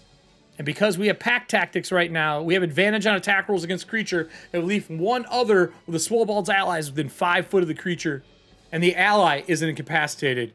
We're rolling advantage on all of our attack rolls, everybody. Can I get 2 people to roll me 2d20, or you can put exclamation point advantage or exclamation point ADJ. 2 of them. No, you can roll with advantage now. You can roll with advantage. I'll let you keep that 20, though, because that's just too hot to trot. We'll keep that. So we got a 20 and a 16. We got a crit, and we got a hit. That's our attack and our bonus action with our Atlas gauntlets. Boys and girls, we're going to be doing some serious damage, and everyone in between. I need a D6. What is this? I need 2 D6 rolls and 2 D4 rolls. So 2 D6 rolls and 2 D4 rolls. You know the rules. 10. Perfect. Next one. We get to do something special here, everybody. All right. That's awesome. So we have 10 from the first one, 7 from the second one, a 4, and then we need 1 more D4 roll. And then we get to do something special. And a 3. On the D6 roll, because I can see it on my end, we had a 4 and a 2. Would we like to re-roll that 2 die and roll 1 D6? I think we should.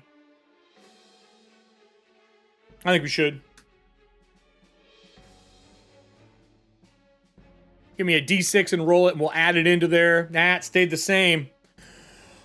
All right. We now have the Belt of Hill Giant Strength, taking us above the normal strength that we have. We now have our Crush ability unlocked. This is something I put in as a part of the legacy item for the belt because I thought the ability for the Swolbold was so cool that we should keep it. Crush is pretty awesome. If we hit successfully twice with the Atlas gauntlets, scroll down here, I'm putting this on screen. Remember, we have an advantage. Grapple checks at the creature. If you hit the creature twice, you can make creature make a DC 15 to throw it. On a failed, it's not 10 foot away. But we can also grapple it. And if you grapple, we can do Crush. And Crush does 5d6 as you put that thing in a headlock and just squeeze. So I need an athletics check from us. We have advantage on this roll to grapple because we hit twice. We can try to grapple. That's the Crush power. Give me athletics. Let's see if we can get a Crush in. No!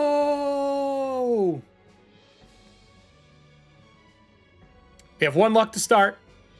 We failed a roll earlier. We're at 2 luck.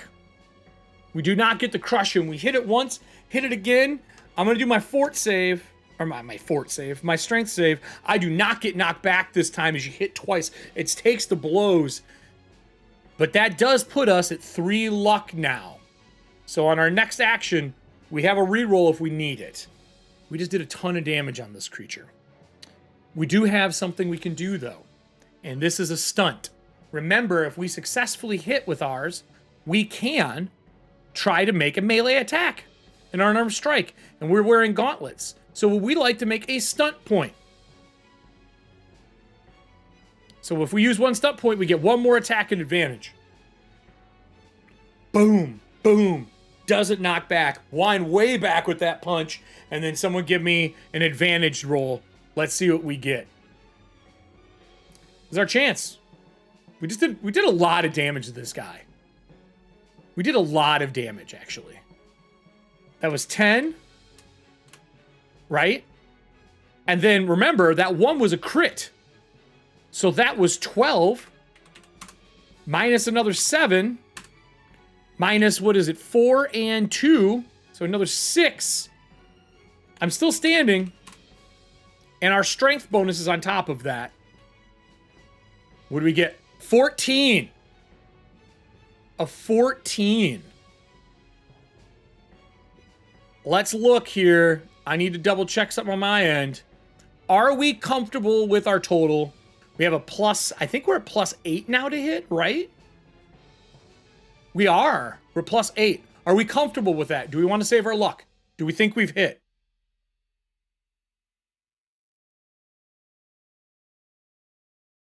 Because we're looking at 22. I think that's a pretty good number. All right. Well, I'm happy to say that is a hit. Can someone give me the 2d6 and a d4 as we crack this thing one more time? There's so many fucking attacks doing this way. God, we are beastly. Those Atlas gauntlets are basically giving us a free attack. A 13? What is going on? Why? Why? Why? Why? It's like he's adding 1 to everything. You got your flex on. Fine. You can have it. Fine. You can have the 13. You can have the 13 on 2d6. Your swollenness is apparently carrying through still. With that said, it is enough if you drive your fist through the bloody bones, your gauntlet, and the force projects it and just blows the bones apart. As the camera cuts in behind, follows through, down the top of your gauntlet, blows it apart, you can see the Lord of the Bandits, the worshiper of Mammon, locked in these ley line chains, stuck. And it's my turn. It's my turn. I have to try to break out of this spell. What does it take for me? At the end of this turn, let's pull this back up on screen for the audience. You create tendrils of ley line, dexterity saving throw and failed save, tendrils wrap around target is restrained. Restrained. Can I do anything when I am restrained? Can I cast spells? That's what I want to know. No speed. You have advantage to hitting me. And I have disadvantage on saving. I can still cast. All right. All right. It's time. As I am grappled and held. Does it say anything about semantic? Hold on. I don't think it did. It just says. It just says. Restrained creature's speed lessens to 0 and it cannot benefit from its any speed bonus. And it says that attack rolls against the creature have advantage and the creature attack rolls have disadvantage. So my attack rolls are less, which that's big. The creature has disadvantage on dexterity saving throws. That's still a fuck ton. That's a lot of penalties for me. I really want to cast this spell. Do I have to roll to hit? No, I don't. I don't. As the ley lines come up, he raises his hands with the tendrils on it, pulling, trying to snap the ley lines, and he slams them to the ground, using the force of the ley lines to hit his hands against the ground. And I'm going to show you the second spell that we are going to use, that I am casting, Fist from Hell. This was the backer Digil X64. It's 1 action, 60 foot, instantaneous. Create an arcane spell of light above a creature within range, creating a portal from which a massive fiendish fist strikes down on the target. The creature must make a Constitution saving throw. It takes 2d10 force damage and falls prone on a failed save, or half as much damage on a successful one without falling prone. As a portal opens above you, that fist comes out on an angle and slams towards the kobold. Not you, but your wizard friend. He's trying to get this spell canceled out of him. Let's see if he makes his Constitution saving throw, your little buddy. Your little buddy believes in the swollenness and the god of swole, apparently, now. As I rolled a 19 on the die, the fist comes down. He puts his hand up and holds it in place. As he's holding his spell still, I'm taking 2d10 halved for a whole 4 points of damage. As our kobold wizard, who's believing in the power of swole, the power of self, takes 5 points. He makes a save and continues holding the spell. That is the end of my action. I don't think I get a save. I think that's going to take us, the Bloody Bones is out of the initiative order. I think that's going to take it to you. Let me pull the lay chain up. I want to make sure. I have to make a strength saving throw. When he stands back up, he pulls the ley line chains. He is no longer held. But I didn't cancel from that. So I am done. It is your turn. And I am very worried. Very, very worried. I'm going to mark an X on this guy as he goes down. Swolbold. Audience. What do we want to do here? I would like to show you another ability that we have not used yet. We have, because we are not swole right now, we have the leaping dash attack. Leaping dash attack. Dash action on its turn stops within 5 foot of the creature. It can make one slam attack with disadvantage as a bonus action against the creature. Not worth it for us. We have the gauntlets. We don't need to worry about that right now. I think we're gonna...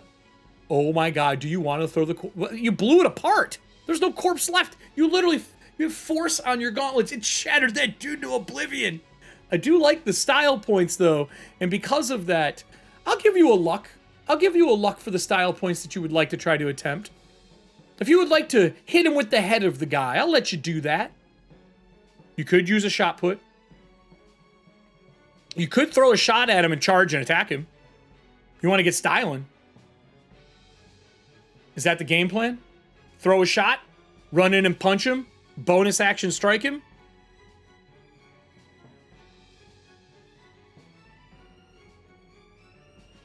Use the dude's skull as a shot. I would say you would have disadvantage, but because your friend's behind you, you have advantage on attack rolls. I am totally fine if you want to throw the skull.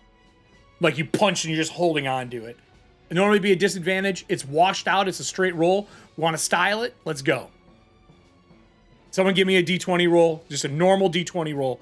100% down for that. Let's throw the bloody skull at him.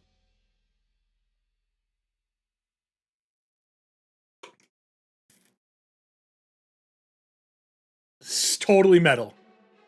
A 15 is enough to hit him. I am actually not that durable. I'll let it stay at the normal damage. We'll do the normal damage that you see on there for the shot. So just roll me your shot damage, which is a D8. It's going to shatter apart, but I'm down. You know, D8 plus 5.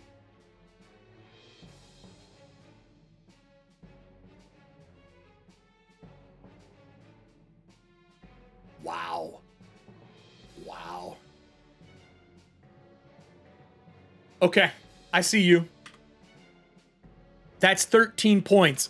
As you throw the skull at the guy, the camera follows this blood-trailing skull as it smashes into the Cult of Memon leader. Bone shards everywhere. I am assuming we follow up, charging into the room. Give me your attack with advantage for your first gauntlet strike. Give me your roll with advantage.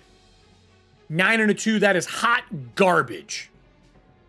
Hot garbage. Would we like to blow 3 luck and re-roll one of those D20s? Because right now we're at a plus 8. That's a 17. If you think that'll hit, you could just spend 1 and hope an 18 hits. You could do that too. Because you could spend 1 and just put it to an 18 and pray that hits. Redo? All right, you get to roll 1 D20. It's not a full advantage reroll. It's just a D20 roll. I'll wash off 3 luck points. Give me a D20 roll. Let's see what we got. Leaves us with 1 luck. Oh. So we re-rolled the 2 to a 5. We re-rolled the 2 to a 5. Because obviously we re-roll the lowest. So a 9. Plus your 8 is 17. I haven't looked at his AC. Do you want to use the last point? Do you want to use the last point and add that to your total roll? You're currently at a 17. It would put you in an 18. I'd like to tell you that the Cult of Mammon member right now has an 18 armor class. Can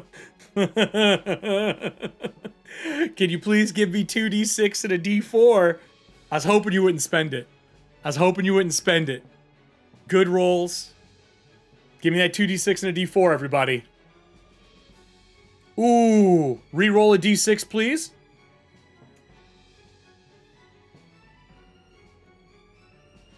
As a weapon master, we can re-roll a d6. That's better. 4, 5, 6, 7. And then our bonus, obviously, 7. 8, 9, 10, 11, 12 points of damage. I take 12 from a strike. You can't knock me back, but I do take the damage. And I take an additional 2. Still standing as you hit him in the gut. His large belly kind of ripples as he laughs. His hands are in the air still as he broke the chains. We threw as a bonus. We charged and attacked. And now it is on my turn. I will remind you, if I miss this attack, we have our reaction left, and we can try to make a riposte. Right? But we successfully hit. Would we like to use a stunt point and do cheap shot? You hit him in the belly, boom. Do you want to spend a point and do a cheap shot? All right, we're spending one of our stunt points. First one, give me advantage for the cheap shot. Let's go. This is one of the new fighter abilities that we have. You go for the cheap shot, you hit him again in the belly, he just takes it. Doesn't even care. Laughs at you. You're exhausted, my friend. Let me mark off, we have 3. I'm going to minus 1 of these. We now are down to 2 of our stunt points. We're at 28 hit points, the 18 armor class. It goes to the Cult of Mammon member.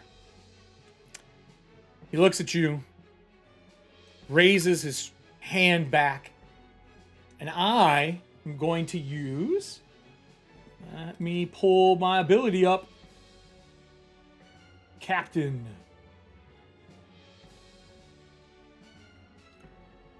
Next turn will be better. That's what you hope for. I cock back. In his hand, he pulls a piece of bone and raises it up as this, like, solid gold scimitar appears in his hand. He two-hands this to swing. I hit a 19. No, I did not. Oh, you lucky. I got a 17. I would have hit a 19 if it was one-handed. Two-handed, I am slower with this weapon. 17 means I missed. Would you like to use another stunt point to use your reaction? 17 misses. Because you can now riposte. All right, we're going to use our second stunt point in this combat, trying to take down the bandit captain of Mammon. Give me advantage roll, because our buddy's back there to cast next. Riposte it is. We'll take the point off of us here on screen. Another -1. There we go. There we go. Remember, we did gain another luck, because remember, we did fail a roll last time, so we got a luck back if we need it. With that hit, I need 2d6 and a d4 again. We are just bouncing this guy. And our wizard is going to cast as well. I think he's going to let off a spray of magic missiles. What would magic missiles look like if you worship the Swole god? Like tiny weights? Like little tiny metal weights? I'm going to blast him with a cast. And I do 10 points of damage to him. As you see magic missiles come flying out. What do we got here? 2d6, a 5. That's horrible. That's a horrible. Kettlebells? Oh my god. So 2d6, a 4. And then we need a d4 from the audience as well for the force damage from the gauntlet. And then let's re-roll one of those d6s, please, for our weapon mastery.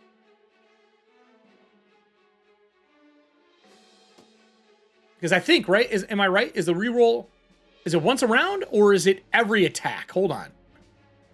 We should double check this. Once per turn. Never mind. We've already done it once. We can't re-roll it. Can't take it. We can't take it. I was wrong. I was wrong. It's a learning experience. Let's move this out of the way. So that means that we did how much? We got 2d6 was 4. So we're going to take our 4 off of him. Right? What was our first d4 roll? A 3. We'll take the 3 off of him. And then we take our 5 off for strength. Because we hit like a brick shithouse. I'm still standing. He's bruised. He's battered. He's got cuts. There's force impacts blowing off of him. The skull mask he's wearing is cracked. He's got his gold scimitar. He swung once, missed. He cocks it back up because that was your reaction. I'm going to go for my second attack instead of attacking with a spell. I'm going to swing one more time. Let's see if I can hit y'all. I hit on this one. I hit well. My damage is going to be pretty decent. You take 12 points of damage, Swolbold. 12 points. We're 28 minus 12. We're still standing. We're ragged. We've had a full workout today, everybody. We've had a full workout. We've worked the quads, the tries, the buys. We're in it to win it, everybody. That takes it from my turn. The wizard casted his spells. It takes it back to our Swolbold. Swolbold, let's finish this set. What do you got? Give me two advantage rolls, a d20 for our attacks. 2. Let's go. Let's go. We can still punch and flex. That is true. We can still punch and flex. Give me that attack roll. I'm going to scroll this up a little bit so we can see a little bit more. First, a 10 and a 7. The second one's a 7 and a 14. We know his AC. We know it's an 18. We're at a +8. That means both of our attacks will hit. Both of our attacks will hit. That means I need 2d6 twice and I need a d4 twice. Let's send him home, everybody. What do we got here? Ooh, 10 points. That's 15. It's 15. What's the second one? Another 10 points. Another 15 points. And then we got 3 and 2. That's another 5. We hit him once. Boom. It knocks him prone. Do we hit him again? Forcing death saves. Do we hit him again? Forcing death saves. We got Cult of Mammon. Captured a Kobold friend. Do we put this guy down for good?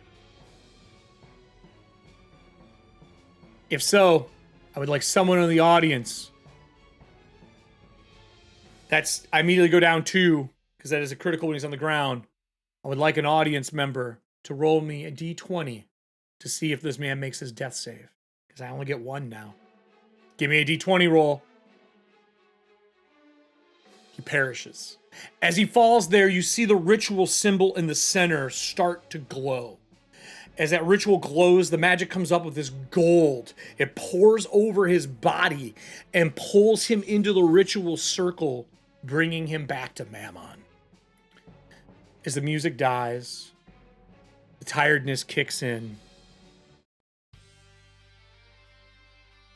We finish our combat.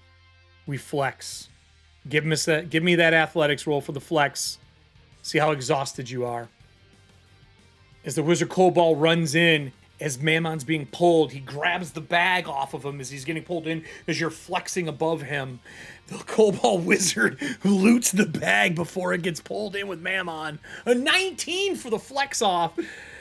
As you flex off, defeating the Lord of Mammon. In the bag, the wizard and you sit down, taking your break. for just a moment, just a breather. He shuts the door. He casts a spell to lock you in this room that has 2 windows in, which gives you an exit. And on top of the windows, you can hear the sounds in the place, things pounding on doors, but they're not able to make it to here. You're now safe, the door shut and locked, right? Door shut and locked. When you're looking through it, I have something fun that I want to offer the group. Inside, he pulls out 10 gold pieces. All right. So I'm gonna bring our character sheet up. We get 10 gold pieces. Do you split it with the wizard? 5 you, 5 him. Sounds fair to me, right? Your new friend. There's a potion of healing. Okay. There's a lesser potion of healing in here, which we'll probably rest for the night. We've used 2 of our things, but if we take a break, we can use the last one. We have a lesser potion of healing. Okay. On top of the lesser potion of healing, inside there is a scroll case. It's wrapped in this metal, and it has this amethyst blue over top of it, almost like crystal encasing this map. The wizard looks down at it and looks up and he says, "Oh, it's the Labyrinth Lord. This is the map to the Labyrinth Lord." Look, I didn't come here for this. I came for his spell book, which unfortunately is not in this bag, and I'm very disappointed. But the Labyrinth Lord, they say that this is the land, the test of metal, to test who you are. And he uncorks it, like takes the cap off of it. The glass on it grows back as he pulls it off. And inside there is a map. And I'm going to showcase the map. This map is from Dungeon 23. Someone who follows us in the Kobold channel and is also posting a ton of stuff in Dungeon 23 on Twitter is letting us use her map for the rest of our adventures. And I'm going to showcase that to everybody now. Inside, there is this bright blue and black map showing the realm of the Labyrinth Lord. He says, "I know where this is. It's not far from here. There's a portal through what I believe to be an old archway. I think I can align that to take us here." Look, he flips it over and there's coordinates on the back of it. So here's the map. Not only is it a new party member, I would like to offer next time we play this, before Packet 3 comes out, I will run this again. I will make us a Kobold wizard so we can test the wizard part of Packet 2. What do you guys think about doing that? You guys feel like playing a wizard in the land of the Labyrinth Lord? It is Amethyst map. You are correct. You are correct. I can make us a little kobold. We slap our wizard on top of him. We'll give him the same kind of levels. And we'll have ourselves a wizard so that we can see how that works, along with our Swolbold who will come with us. And maybe, just maybe, I'll get someone to come play the Swolbold while we play the wizard. I mean, who doesn't want a muscle wizard? Or do we call it a muscle mage? We could call it a muscle mage. That just sounds, the Swolbold and the muscle mage? I don't know. I think this is a great idea. I know this is a longer stream than we normally do. We went 3 hours and 27 minutes. 20 minutes was us talking about how this was going to work. Now that we have an idea of how this works, remember, join our Discord. The Swole Sage. Oh, that is great. Join our Discord. Make sure that you are in here for the Project Black Flag stuff. And like I tell everybody, when testing is actually tested, you get to find out what could really be good that you love and things that you don't.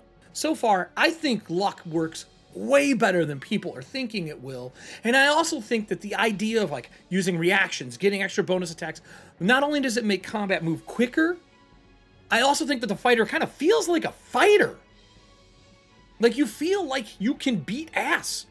Like we were making 2 to 3 to possibly 4 attacks a round. One of those attacks came from our Atlas Gauntlet, but three attacks a round.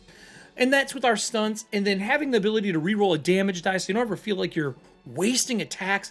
I don't know about you all. I think it works really well. With that said, I'm going to turn on a giveaway. Give me just a second here. We're going to do a Mega Pack giveaway for everyone's in chat. You're going to get to enter the mega pack, right? We are going to do this, and that's the giveaway description.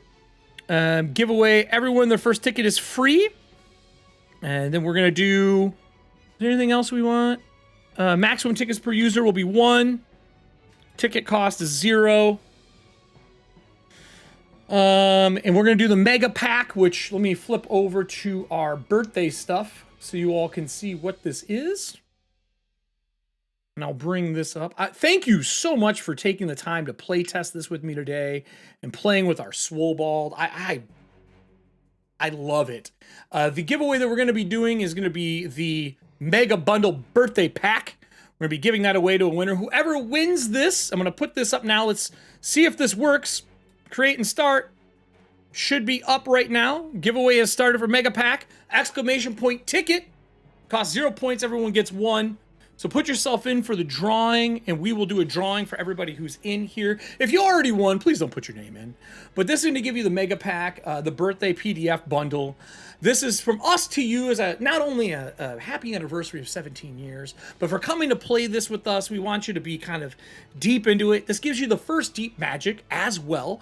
Deep Magic 2's Kickstarter finished, so we have that coming along the way. We got to see 2 of our winners' spells today. Let's just recap this. We got to play the Swolbold, most important. We made this map using our dungeon, our Kobold Guide to Dungeons, using the 10-foot pole rule. We made it using that. No room had nothing in it. There was always something, either combat or something important. On top of that, we got to play the fighter using the black flag fighter up to 3rd level with Weapon Master. We tested luck. We found a new companion. We're using a Dungeon 23 map from Amalith, which I'm super excited for. Honestly, I feel like we hit all the notes today. We hit all the notes. So get your tickets in. I'm going to run it for a few minutes here. These are everything that is in here. You're going to be getting the world building guide, which, by the way, not next week, but the week after when I'm back, I think we're going to dive into world building guide 1 and 2. So this comes in the pack. That's the first part. On top of that one, you also get the Iron Crags. This is the Dwarves of Iron Crags by Wolfgang Bauer, Adam Daigle. I love Adam, good friend of mine. Obviously, Wolfgang, the head kobold. You get this as well. Put your entry in, Frog. If you didn't know, you did. You're in there. Deep Magic. You're going to get the PDF for this as well. You're going to get the Tales of Zobek. And on top of that, you're going to get the new Tales paper minis that you can print. Just like a complete pack for people to play. I actually use these at conventions a lot because I think paper minis are easier to take to cons than actual minis when I have to fly. So I print paper minis and take them with me to all my conventions. Yeah, so next week we're going to build our Kobold Wizard. That is what we're going to do.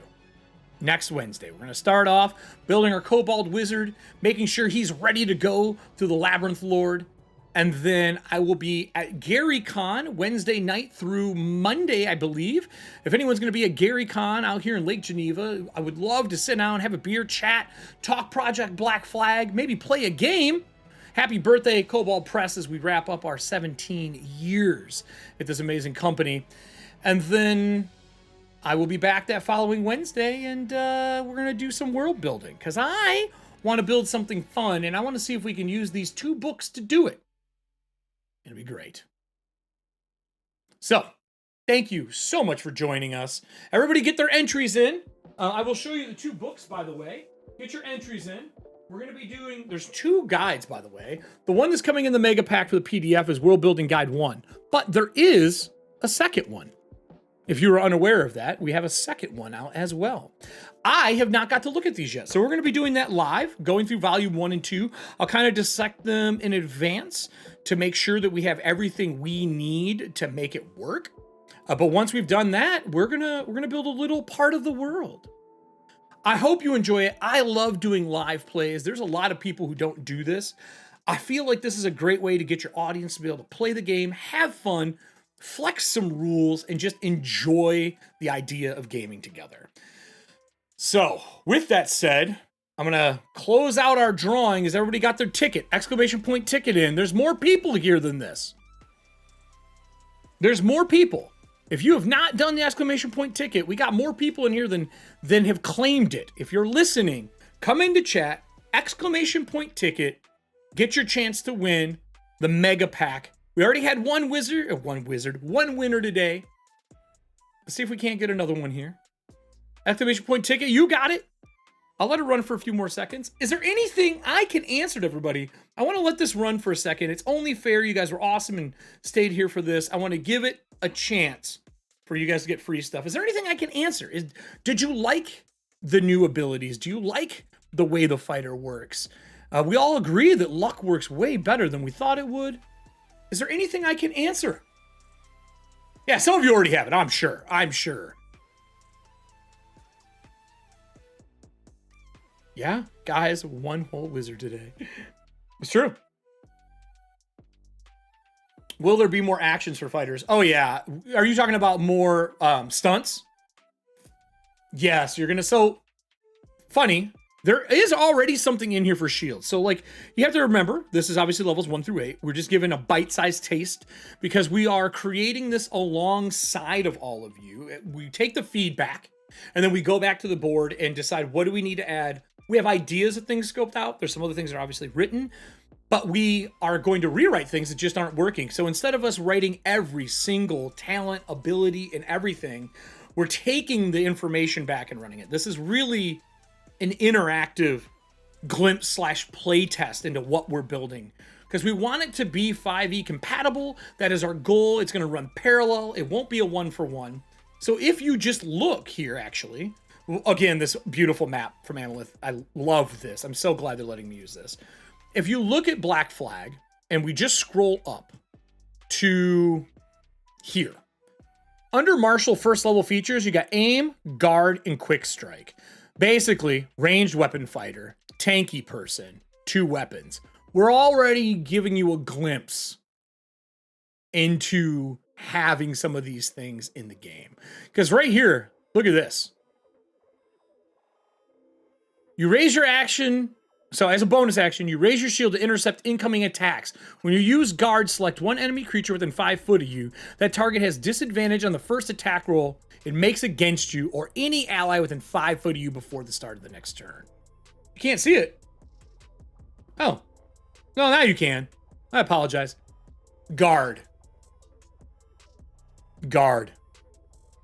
So that already has that. Thanks for letting me know, Frog. We already have that, right? So you're probably going to see other talents and things like that in the future that will help with that. And then today, all of our stuff was weapon-based because we were using stunts from Weapon Master. And you get proficiency bonus +1. And then these are the different things. So there's Arcing Strike, Cheap Shot, Hobbling Strike, Make It Count, Riposte, Parry, Run Through. So all of these are weapon-based, right? If there's a shield user, you're probably going to see something like this. And then the other archetype that's in here that we didn't pick is the Spellblade, where you get spells instead. So these are just 2 of the ones that we've added into as disciplines that you can pick up. And the Spellblade is one of them.